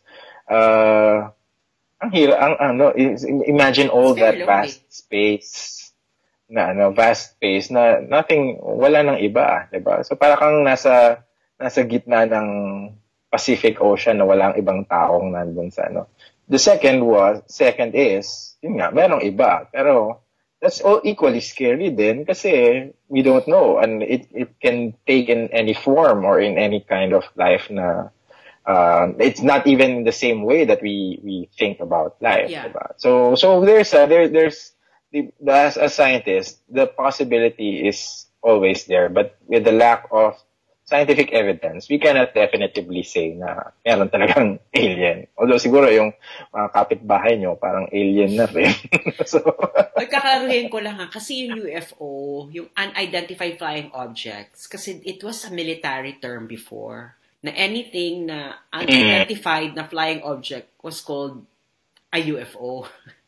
Di ba? UFO. Hindi lang po ibig sabihin yan dahil alien na yung mga nakikita nyo na mga malalaki yung mukha or whatever or other beings.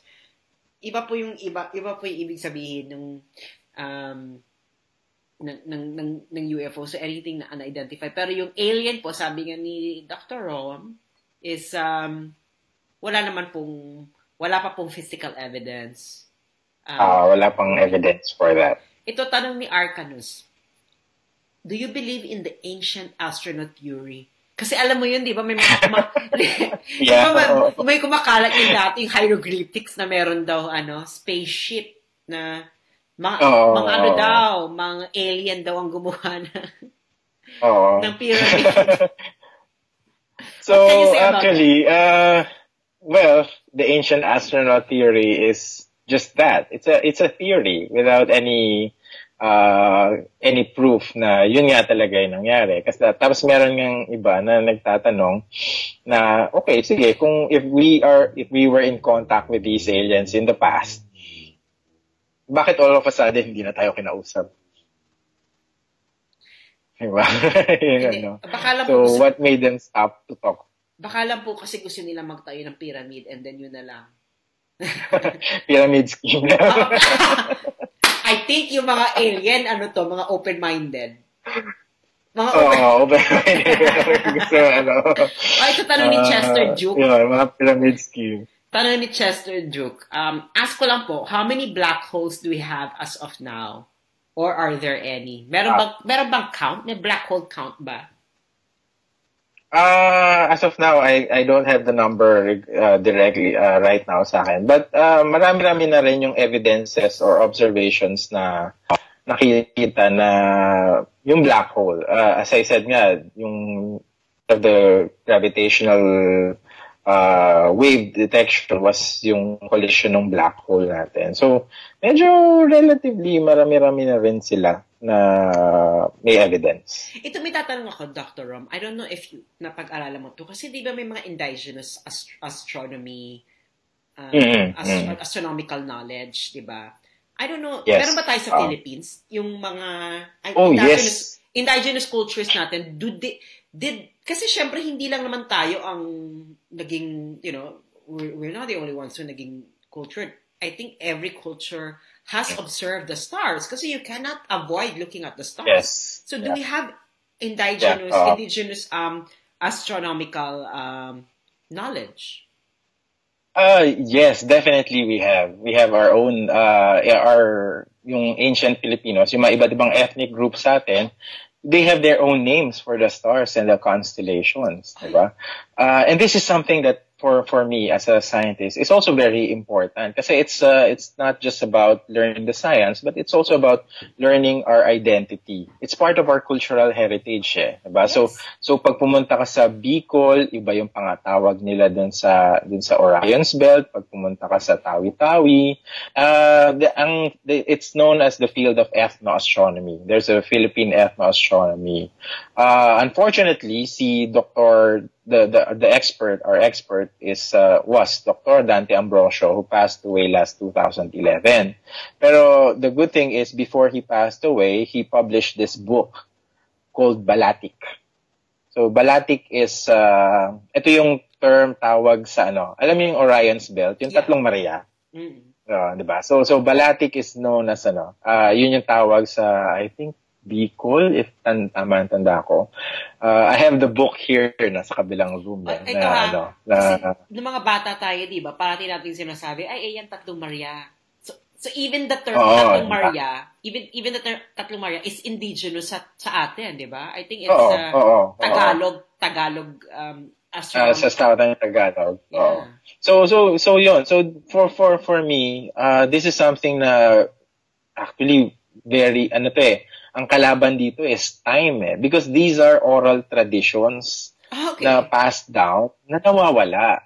So before mawala, dapat makatalog natin, makuha natin yung information na yun. Kasi it's part of our cultural identity as Filipinos. Kasi ang ancient Filipinos naman, they're either fishermen or farmers, di ba? Pag nasa gitna ka naman ng dagat, wala pa namang compass or GPS nung time na yun, you only have the stars to navigate, diba? They used our seafarers, the ancient seafarers, used the stars as their map, diba?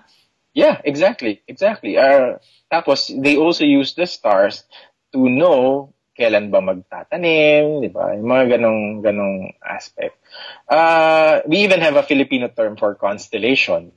Diba? So, yun yung pag nagtotalk ako, pag tinatanong ko, anong Filipino term for constellation? Most people would say constellation, but it's not constellation. Anong tawag natin sa constellation? We call it talampad.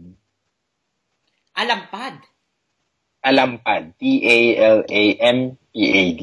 So, ito talampad. Magandang malaman, ha? Kasi, they think po kasi na astronomy. I think ito makakatulong ito sa space program. Now, we have to link it to our long astronomical tradition as a people. Diba? As a Filipino. Filipino. Diba? Our seafarers use the stars. I think in every culture, they used the stars before as their map. Yes. Diba? Tapos, meron tayong mga local terms kasi you cannot avoid looking up the stars. Diba? Wherever you are. Yes. Dr. Rom, kasi dito sa Europe, in some areas, this is more pronounced. Alam ba, nung unang punta ko ng Geneva, Switzerland, I think I was 23 years old. No, I was 21. 2003. Nung nandun ako, merong panukala doon. Meron silang na bawasan yung light pollution. So kasi nga, the stars, hindi na makita yung mga bituin. Diba? Hindi nakikita. And parang they consider it as part of the landscape, yung mga bituin. So, merong law against light pollution. Meron bang ganyang movement sa Philippines? As of now, dito, wala akong alam na active group promoting the conservation of the dark sky conservation. Pero kasi, dito sa atin, it's a problem only in urban areas like Manila, Cebu. But if you go, there are still parts of the country for example, if you go to Palawan or in the middle of Sulu Sea, na talagang, kumbaga, pa siya, maganda pa yung night sky, and you can still see galaxies, you can see stars, you can see planets, diba? From where I am, kahit na medyo malapit-lapit siya sa Manila, if I use a telescope, I can still see some galaxies. So it's not as pervasive of a problem compared to what is in Europe or in Hong Kong, Japan. So medyo in that aspect, medyo okay pa tayo. Kasi maganda yan. Although importante rin. Maganda yung dark sky tourism. Yes, exactly. Yun I was about to mention, yung astrotourism aspect na we allocate locations in the country na talagang on purpose, hindi siya nilalagyan ng lights para people can still go there and appreciate the beauty of the night sky. Yeah. Alam mo, kasi napansin ko lang na naranasan ko lang talaga yung sobrang ganda talaga ng night sky pag walang ilaw nung nagpunta ka ng desert. Pag brown out, diba? Hindi lang pag brown out, saka desert. Kasi nung bata pa ako, meron, kakaunti pa lang naman yung development doon. Pag brown out nga, lalo na nung panahon ni Cory, diba? So, pag sobrang dark out, every day. So, makikita mo talaga, makikita mo pa nga yung Milky Way Yung, yes, diba? Exactly. Yun yung parang hindi na makikita ngayon ng bagong generation kasi grabe, sobrang light pollution. Lalo na sa Manila. So, sa Manila nga di ba? I'm pag nasa Manila ako, I'm lucky if I see a couple of bright stars. I consider myself lucky na pag ganon. Pero that's something na we need to may ways naman kasi to help preserve the night sky kahit sa Manila. It's just a matter of having efficient lighting na instead na nakakalat all throughout, just make sure the light are pointed downwards na kung saan sila kailangan. I think may there are some areas in Manila and Cebu they're already aware of that and they try to do something. I think dapat i-preserve yan and then promote astrotourism. Astrotourism, yeah. So parang it's a subset of ecotourism, diba? Madam Manay Gina, di ba gusto niyo naman yung mga i-consider niyo yun sa yung E3 cube. Ito may tanong, meron tayong teacher na nagtatanong, physics teacher. Tanong ni Raymond Inalino Ileto. Miss Sass and Dr. Sese, gusto ko lang maliwanagan kasi as a teacher, I think makakatulong ito sa aking class. Ano po ba ang totoo? Ang universe po ba ay still expanding and shrinking? My God, this is a great debate sa physics, di ba? Yes. Pwede bang pa-explain, Dr. Rom, kung ano yung pinagkaiba ng dalawa? Yung isang theory, the universe is shrinking and the other one is the universe is expanding. Okay. So, ano yun yung theory na sinasabi na the universe is shrinking. So, although as of now, ang na-observe kasi natin is it's expanding. But yung one theory says that at some point in time, the universe will start to shrink and eventually collapse on itself.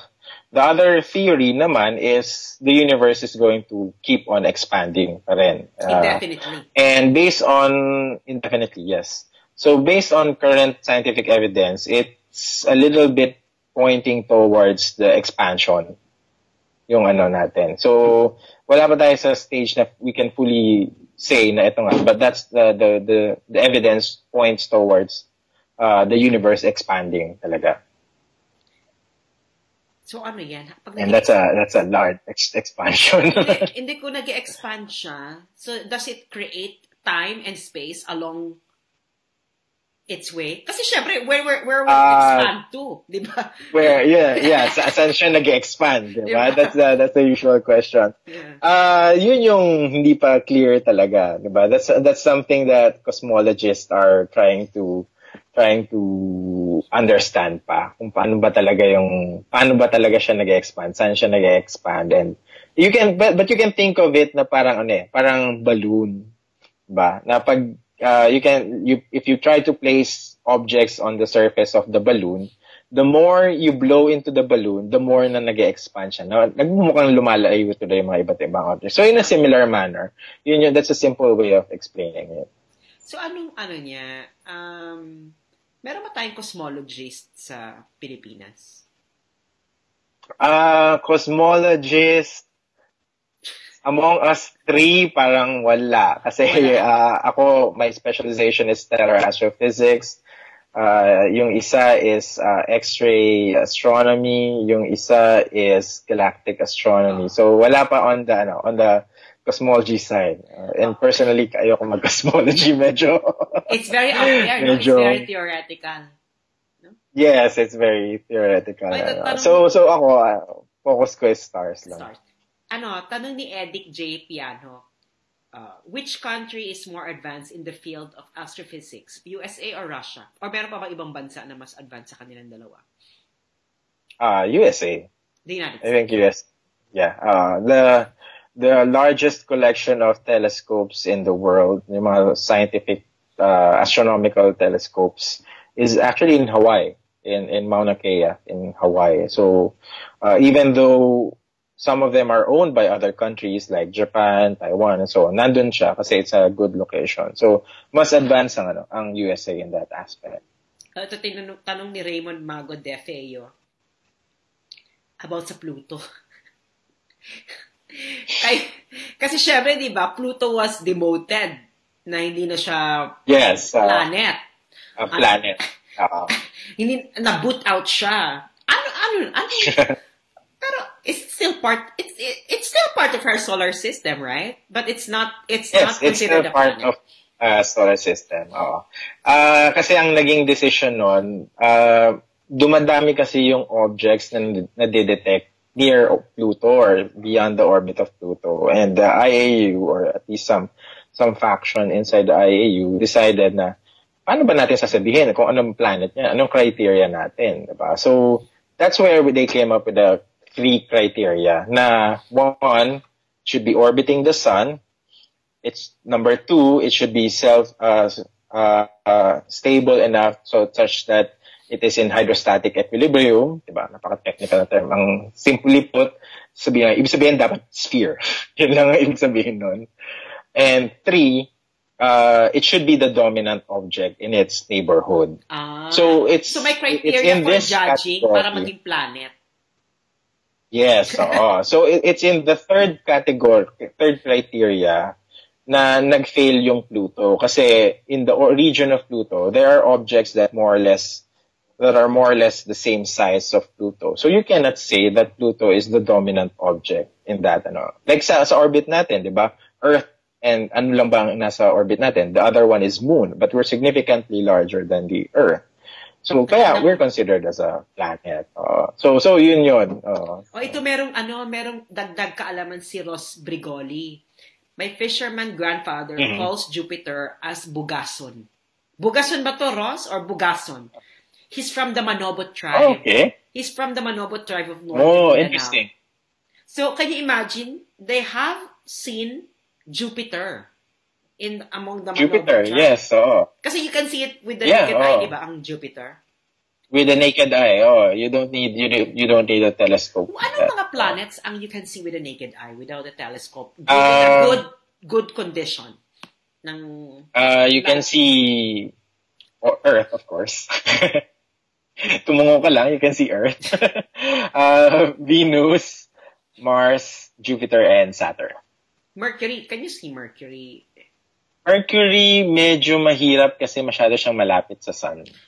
So it's a little difficult to see. Kaya siya, but it's either you do it before sunrise or before sunset. Kasi di ba sabi nila yung dot na makikita mo sa sun, pag sunset or sunrise or something like that. It's a very small dot na malapit sa kanya. Mas noticeable yung Venus kasi ang liwanag ng Venus na usually kaya nga tinatawag siya evening star or morning star kasi it's a bright object. May tanong ako, Rob, kasi nung bata ako, parang yung usap-usapan namin mga kaklase ko na madidistinguish mo lang ang star at ang planet kasi daw ang planet hindi ningning. Yeah, hindi nagtutwinkle. Yeah, that's true. Totoo ba yan? That's true. Yes, it's true. So pag ang isang bright object na nakita mo sa sky na hindi gumagalaw kasi baka aeroplano yon or satellite yon, if it's not twinkling, then most probably it's a planet. But if it's twinkling, then it's a star. Ayan. So ayan so tama pala yung kinalakihan ko. Kaya ako pag tumitingin ako ganyan, sabi ko, ay, planeta yun na. Ano kayong planeta yun?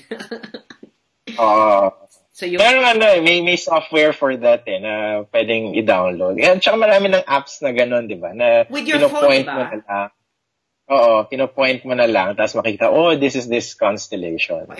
I don't know. I think pasok pa rin ito sa'yo kasi physics ka. Tanong ni Treblig Sikhinam, this is a very philosophical question. Nag-i-exist ba ang time sa universe? My God, nag-i-exist daw ba ang time sa universe? My God, this is very philosophical. Well, the difference, ang mahirap kasi sa time is, for us, ang reference point natin, time always moves forward, diba? So, in a way, yes, it exists, but there are some people saying that time is just a construct, just for us to make sense of how things are moving or how things are going. But again, this is one aspect na actually among sa field ng quantum mechanics, pag yung time aspect, yun yung medyo madugo, medyo mahirap. But yeah, it exists in based on our reference. Ito may tanong na naman about ancient astronaut theory. Nasagot na po ito ni Dr. Rom. Kasi, as a scientist, he will not believe, hindi siya magbe-believe if there's no evidence. Physical evidence for it. Ito may tanong si Rosa Monte. Pahirap ang tanong, ha? Ano po daw ang pwede po daw explain yung ang Van Allen belts. Ano ba yung Van Allen belts? Okay. So Van Allen belts, these are belts na we call them the radiation belts, kung saan mataas ang radiation that surrounds the Earth as a result of the movement of the particles. So itong Van Allen belts, ito yung parang, in a way, parang nag-shield din sa Earth in terms of the radiation coming from the sun. And it's also a challenge for us kasi nga dahil mataas ang radiation, any object that moves towards out or going outside of the Van Allen belt is kailangan protected from radiation. So, kaya nga may issue dati na hindi naman daw nakapunta ang tao sa moon kasi nga otherwise they wouldn't have survived the Van Allen belt. But yeah, we've been to the moon. Yan yung ano doon. Pero you can't surpass the Van. Yeah, you can surpass that. Ayan, kasi di ba conspiracy theory yan na hindi naman daw talaga tayo pumunta ng buwan. Yeah, yes. But there's an experiment that scientists or anyone who has the equipment can do. You can fire a laser in towards the moon. Tapos itong laser na to, yung one of the missions kasi in the I think I forgot which Apollo mission, they put retroreflectors, essentially mirrors on the surface of the moon. So if you fire that laser to that mirror and then you get back the signal, you see the signal, then it's proof that we have man-made objects in space. So yun yung ano doon. That's the definitive proof that we've been to the moon and the Earth is not flat. Yung mga ganun din. May mga nagtatanong kasi na flat Earth theory. Ayan hindi siya flat. Diba? Ito tanong ni Arcanus again. Na-prove na ba yung existence ng dark matter and dark energy? Maybe you could explain first what's dark matter and dark energy. Okay. Yung dark matter kasi, when we look at the mass of the universe or at least a galaxy, based on the behavior of the gravity, may estimate natin yung mass, yung kung gaano siya kalaki. Pero pag in-account mo naman yung mga objects na maliliwanag, like stars, we see the discrepancy na konti yung mga bright objects to account for the mass. So that's why there's the concept of dark matter, na ito yung hidden mass or hidden matter of a galaxy or the universe that as of now hindi pa rin understood kung ano ang dark matter and yung dark energy. So ito yung mga hopefully in the future ma-resolve din kung ano ba talaga yung dark matter. Kasi because of the discrepancy ng mass niya as explained by gravitational law and yung amount of mass na merong light or the bright part of that object. So yun yung dark matter naman. Ito may follow-up question si Raymond Inolino Ileto. Mr. Sandok Rohel, if the universe is expanding, therefore galaxies are moving, is there a possibility of collision between galaxies? May mga galaxies na nag-collide? Oh yes, definitely. There collision of galaxies is a reality. Even our own Milky Way galaxy is it's scheduled to collide with the Andromeda galaxy and malapit na rin, mga 5 billion years from now. So it's a reality, and based on the collision, there are a lot of possibilities kung paano either they can merge together or they can rip apart essentially the galaxy. So tayo pwedeng maging part tayo nung super galaxy na yon, or we can be even thrown out of any galaxy and we're just a wandering piece of mass in the universe. So galaxy collisions are fairly exist, and it has happened and it will continue to happen. Ito may tanong. Tanong ni Lynn Monsayak, bakit po daw minsan merong red moon? Meron bang red moon? Ano puro ang cause kung bakit nagiging red ang moon? Okay. Yung red moon, most of the time nakikita siya pag pag full moon, tapos yung dusk pa lang, yung kaka-sunset pa lang. So pag tiningnan natin sa horizon yung moon, mukha siyang parang reddish siya. Pero that's because of the atmosphere natin. So we have the particulates in our atmosphere, they absorb the light. So nagmumukha siyang red. Pero meron namang instance talaga na red moon becomes really red moon, and this happens during a lunar eclipse.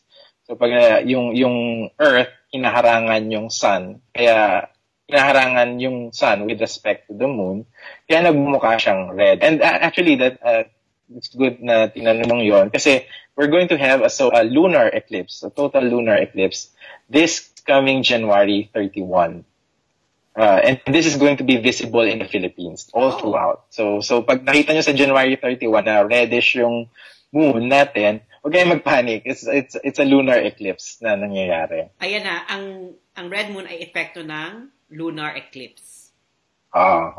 Ayan. So, sana, ito may tanong si Anne. Dalawa. Lunar eclipse tsaka yung atmospheric,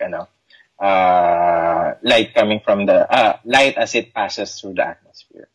So, ayan mabuting malaman niyo yung mga ganyan, hindi po siya senyales sa katapusan na ng mundo. Ha? Ito si Anthony Chamizo merong tanong. I think this is relevant kasi because of, concern natin sa climate change.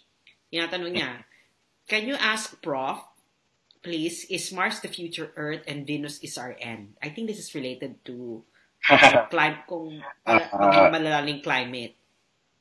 Okay. Well, depende kasi. Ang problem with Mars nga, right, as of now, is that the conditions in Mars is not yet sufficient to support life, or at least life as we know it, diba?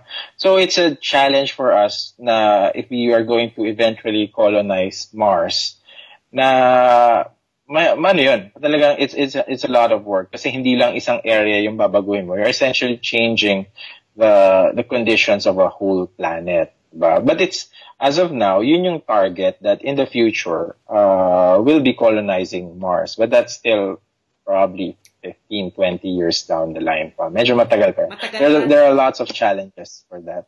Yeah. Right now naman, yung Venus, it's one of the hottest areas, one of the hottest planets in the sky, and hindi talaga siya conducive for supporting life. Ito may tanong din. So, may tinatawag na Goldilocks zone sa mga planets. Not too hot, not too cold, just right. Yung tawag namin sa... Sino nandyan? Earth and Mars ba yan? Ang nandyan sa Goldilocks? As of now, Earth is in the... Of course, Earth is in the Goldilocks zone. Mars needs a little bit of work for that. Siguro pag it can be done. It can be changed. Ito tanong ni Jovenial Machon. Gusto talaga nila may mga science fiction implication. Okay. Kasi astrophysicist, di ba? Astrophysicist. Ano ba itatanong mo dyan? Tanong ni Jovenial Machon. I hope I pronounce your name right. How far are we in developing interstellar travel? In the first place, bakit gusto mo mag-interstellar? How far are we? Tanong pa rin yan. Tanong pa rin. It's part of the goal kasi, di ba? Ang gusto mong mangyari is mankind will become a multiplanetary species. Di ba? Pero in terms of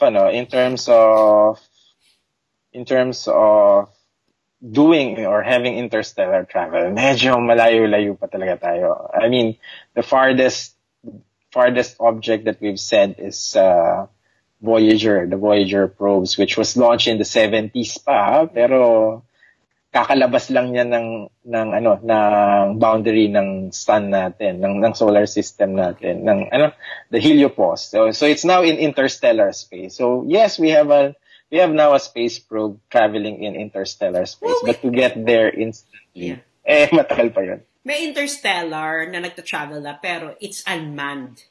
Diba? Yes, it's an unmanned, Voyager 1 and Voyager 2. Lumabas na siya, which was launched in the 70s pa. Pero is it still, transmitting images?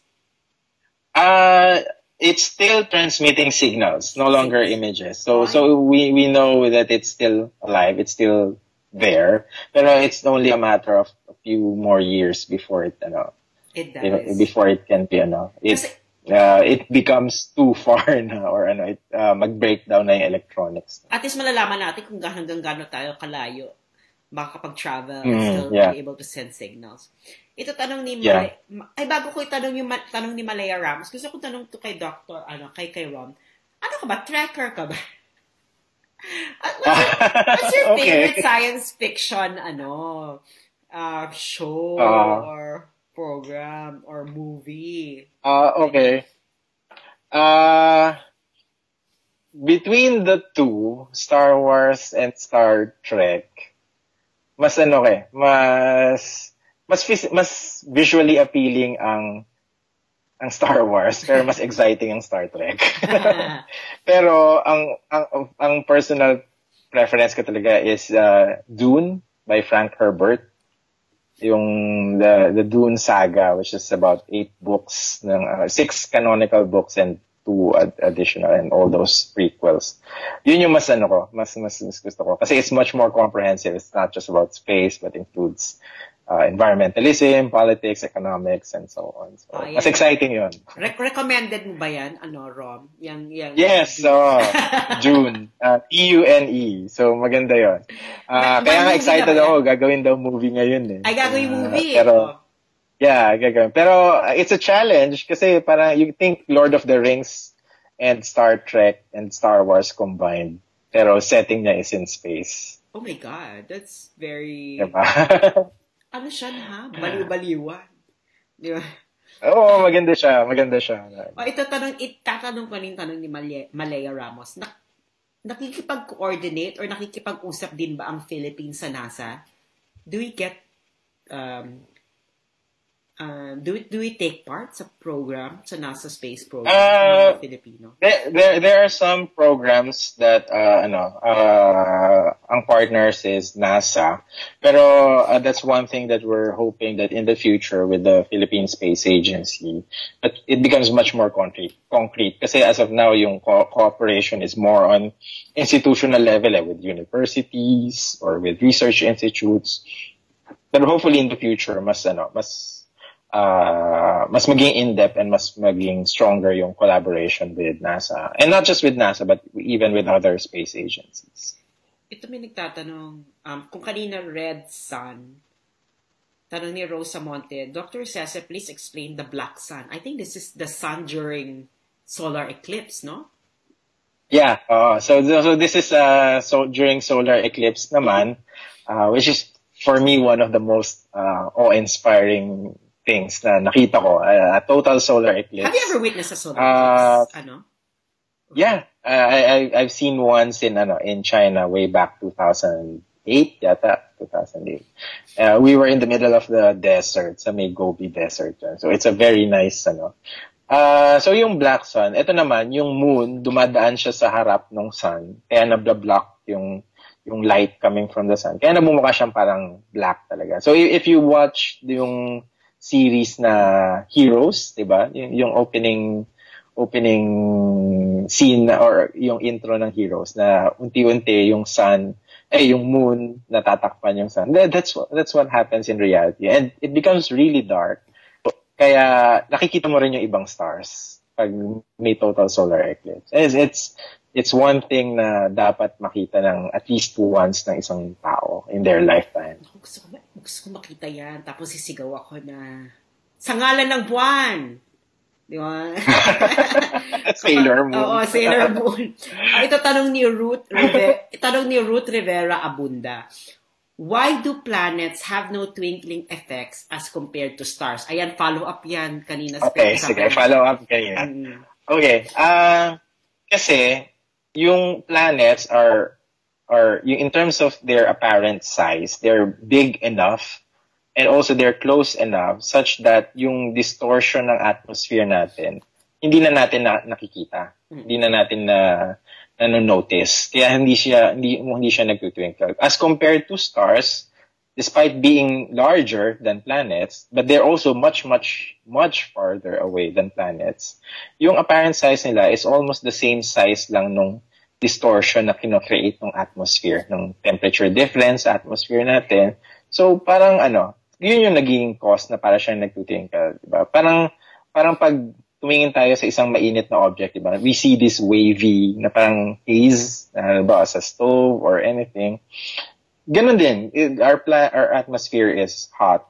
So, ito yung nagkakos ng distortion. So, because planets are large and close enough, hindi natin na-notice yung distortion na yun. Kaya hindi siya nagtutwinkle. Ayan ha, yan. Ano yan? Trivia uli yan pag inuman. Diba? Trivia uli yan pag inuman. Usapang lasing ba yan? Usapang lasing. Tandaan nyo yan, ha? Yung mga tipong mga walong bote na, tanong nyo yan. Bakit ang mga bituin ay nagtutwinkle at ang mga planeta ay hindi? O, ito tanong ni Peter James Villarta. What are sunspots? Okay.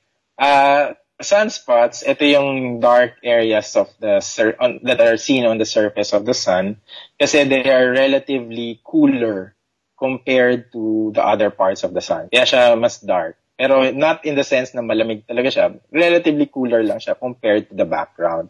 And dito yung usual na, of course, because merong mga changes in magnetic field lines in the sunspots, ito yung usual nagiging eruption points ng mga ng mga solar flares, which I mentioned then earlier. So usually doon ang gagaling yung mga solar flares natin. Tanong ni Vladimir Schizoid, what is on the dark side of the moon? Okay. Meron po ba diyang nakatagong monster? Transformers. Nandiyan po ba si Optimus Prime? Yun. I'll take this opportunity na rin na there's no such thing as dark side of the moon. Walang dark side ng moon. All the moon surface are illuminated at different times. So there's no real dark side of the moon. What we have is the far side of the moon. Ito yung nasa likod. Kasi yung moon natin, all throughout, pareho yung nakaharap sa atin eh. So that's why the feature looks the same. Pero sa likod niyan, it's still a lot of craters and valleys yung nakikita doon, or seas yung nakikita doon. Naku, sinira mo na naman ang childhood ko. Usapan pa naman doon, there is a part mo na never illuminated. Sinira mo na naman, Rob, ang aking childhood. Sinira mo na si Shira Luna. Sinira mo pa to, Dark Side of the Moon theory. Dark Side of the Moon. Ito, mapapasubo ka sa tanong na to ni Ross Brigoli. Talino ng tanong na to, ha?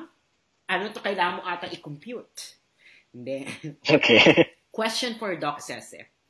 Kung ang inclination po daw ng Earth na 20 degrees ay merong epekto sa season at temperatures sa temperature ng ating planeta, bakit daw ang distance ng Earth sa Sun ay wala daw major effect sa temperature ng planeta, considering daw na ang orbit po daw ng Earth ay elliptical? Is this true?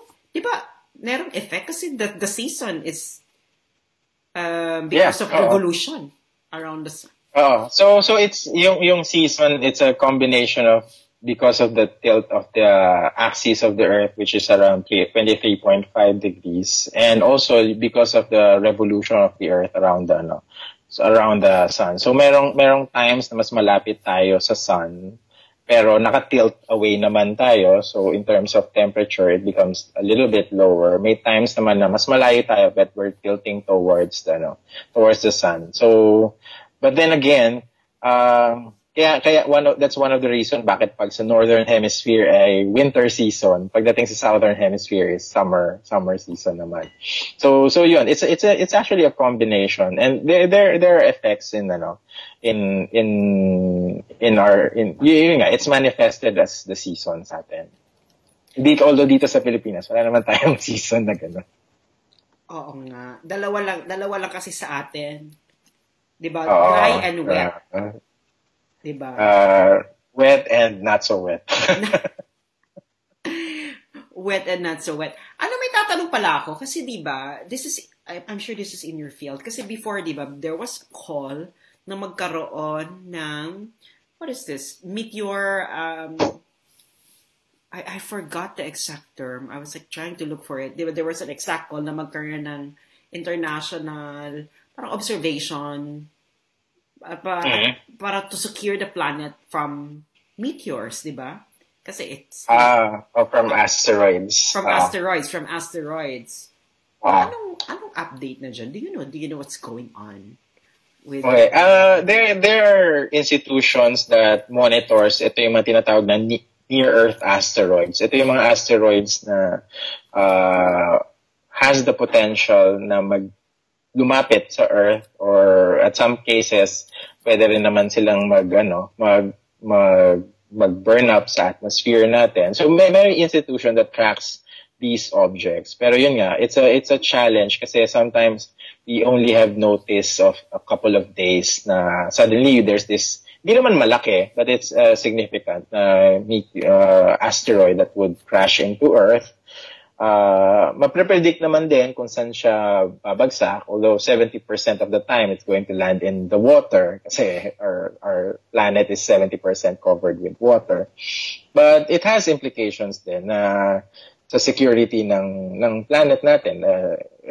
If we have a massive object na all of a sudden lumabas tapos mag-crash, then it can cause a lot of problems. Pero as of now, wala pa naman ganong case. Most of the time it's mga near miss lang. Hindi siya talaga tumatama. But we have institutions around the world that monitors these objects. I see. So, do you think kasi syempre one asteroid strike would can wipe out.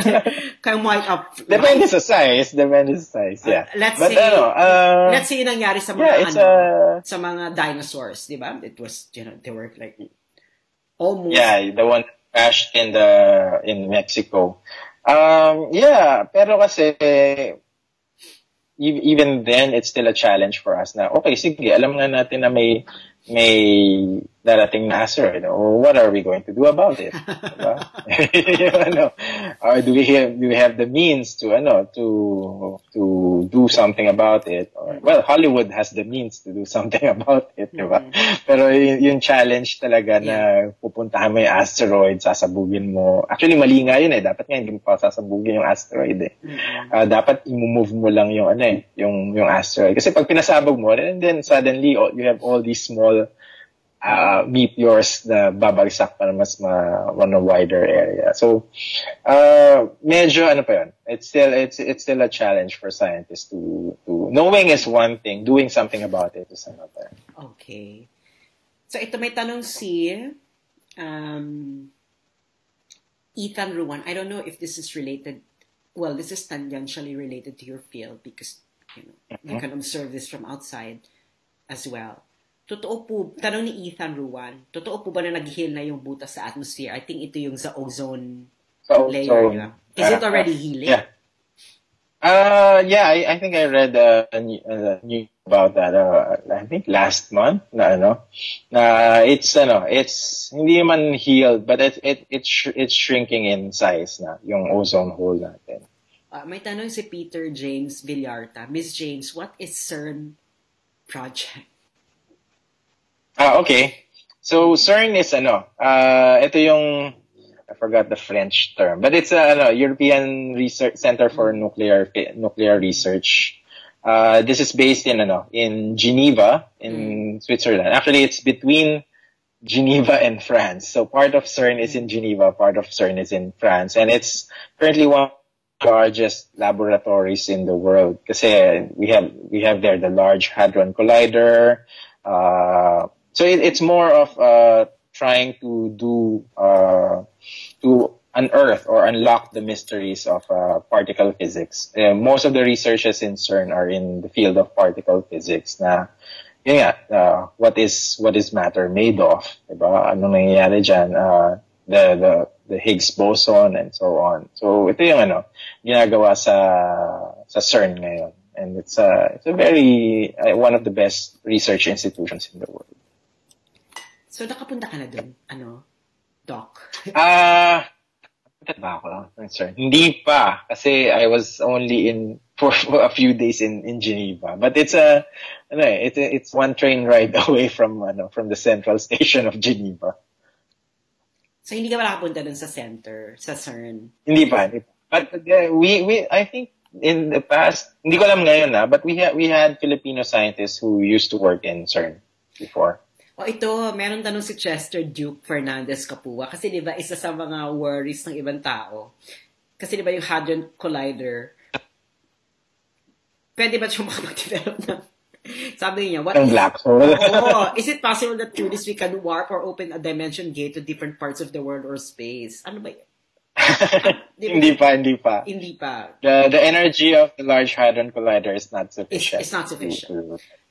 Ayun na naman yan, ha? Trivia na naman yan po pag nagiinuman kayo, ha? Trivia na naman yan. Courtesy of Rom. Ito. Ito, wala na masyadong tanong. So, ito na lang. Let's end our discussion kasi mahaba na at gusto ko namang ma-enjoy mo pa ang iyong Sunday, Rom. Ano na lang masasabi mo sa ating mga Pilipino just to wrap things up about the importance, maybe the significance of having a space program, diba? At ikalawa, ano maipapayo mo doon sa mga Filipino na gustong mag-pursue ng career sa science given na, the Philippines is not really that, it's not really, the environment in the Philippines is not really that supportive of scientists. That's just, call a spade a spade. Okay. So for the first part, so as mentioned nga kanina, we're right now in the process of creating our own Philippine Space Agency and Philippine Space Policy. And this is something that the country definitely needs at this day and age. As I mentioned, space is no longer a luxury. So it's no longer a luxury. It's already a necessity. And it's high time for the country for us to do something. Kasi space has a lot of benefits to society na most of the time na lang hindi natin na-realize na may ganun palang impact or may ganun palang benefit na nakukuha sa space. So, I hope yung mga viewers natin would see, if they watched the video earlier, they would understand na this is something na it's not, as you said, hindi siya kapritsyo. Kailangan natin siya for agriculture, for environmental monitoring, for maritime transportation, for national defense, national security, and also to make the Philippines competitive in the global arena. So, kasi space is at the forefront of innovation and technology development. So, a lot of the benefits that we can have would come from space. Although it's not something that happens immediately, it takes time to do that. So sana yung mga kababayan natin, maging patient din, na hindi yan bigla-bigla, na gusto natin magkaroon ng satellite, all of a sudden the next day meron na. It takes time. We can always do that, pero we want it to be sustainable. We want it to generate jobs for our fellow countrymen.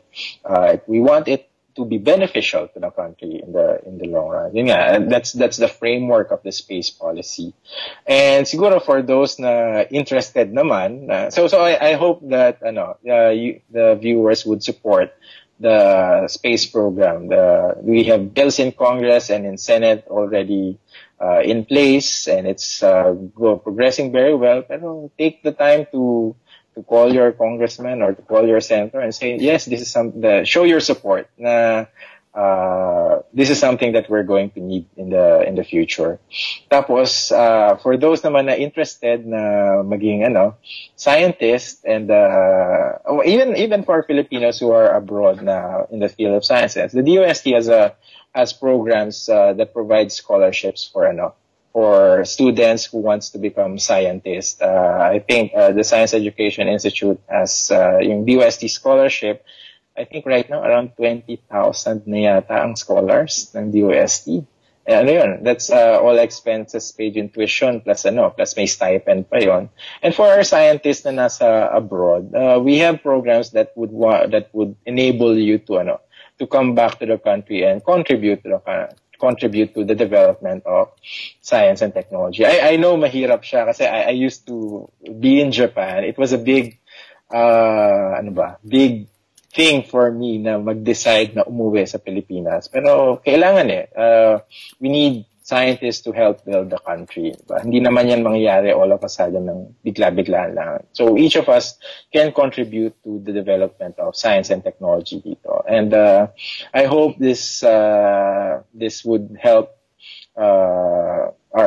help our countrymen or our fellow Filipinos na maintindihan na the science and technology is beneficial for the country, and it's science for the people nga ang goal ngayon for the benefit of the Filipino people. Yun lang po. Ay, sana yung mga panawagan ko uli ha. Local philanthropists, mag-invest kayo sa science and technology research. Ayan, maraming salamat, Rom. At sa uulitin, sana ito ay hindi ang ulat huli. Maraming salamat. At thank you kay Franco for connecting me to Rom. So, thank you so much, Rom. Thank you. Maraming salamat, Sass, sa mga viewers. Enjoy your weekend. Yes, you too. Thank you.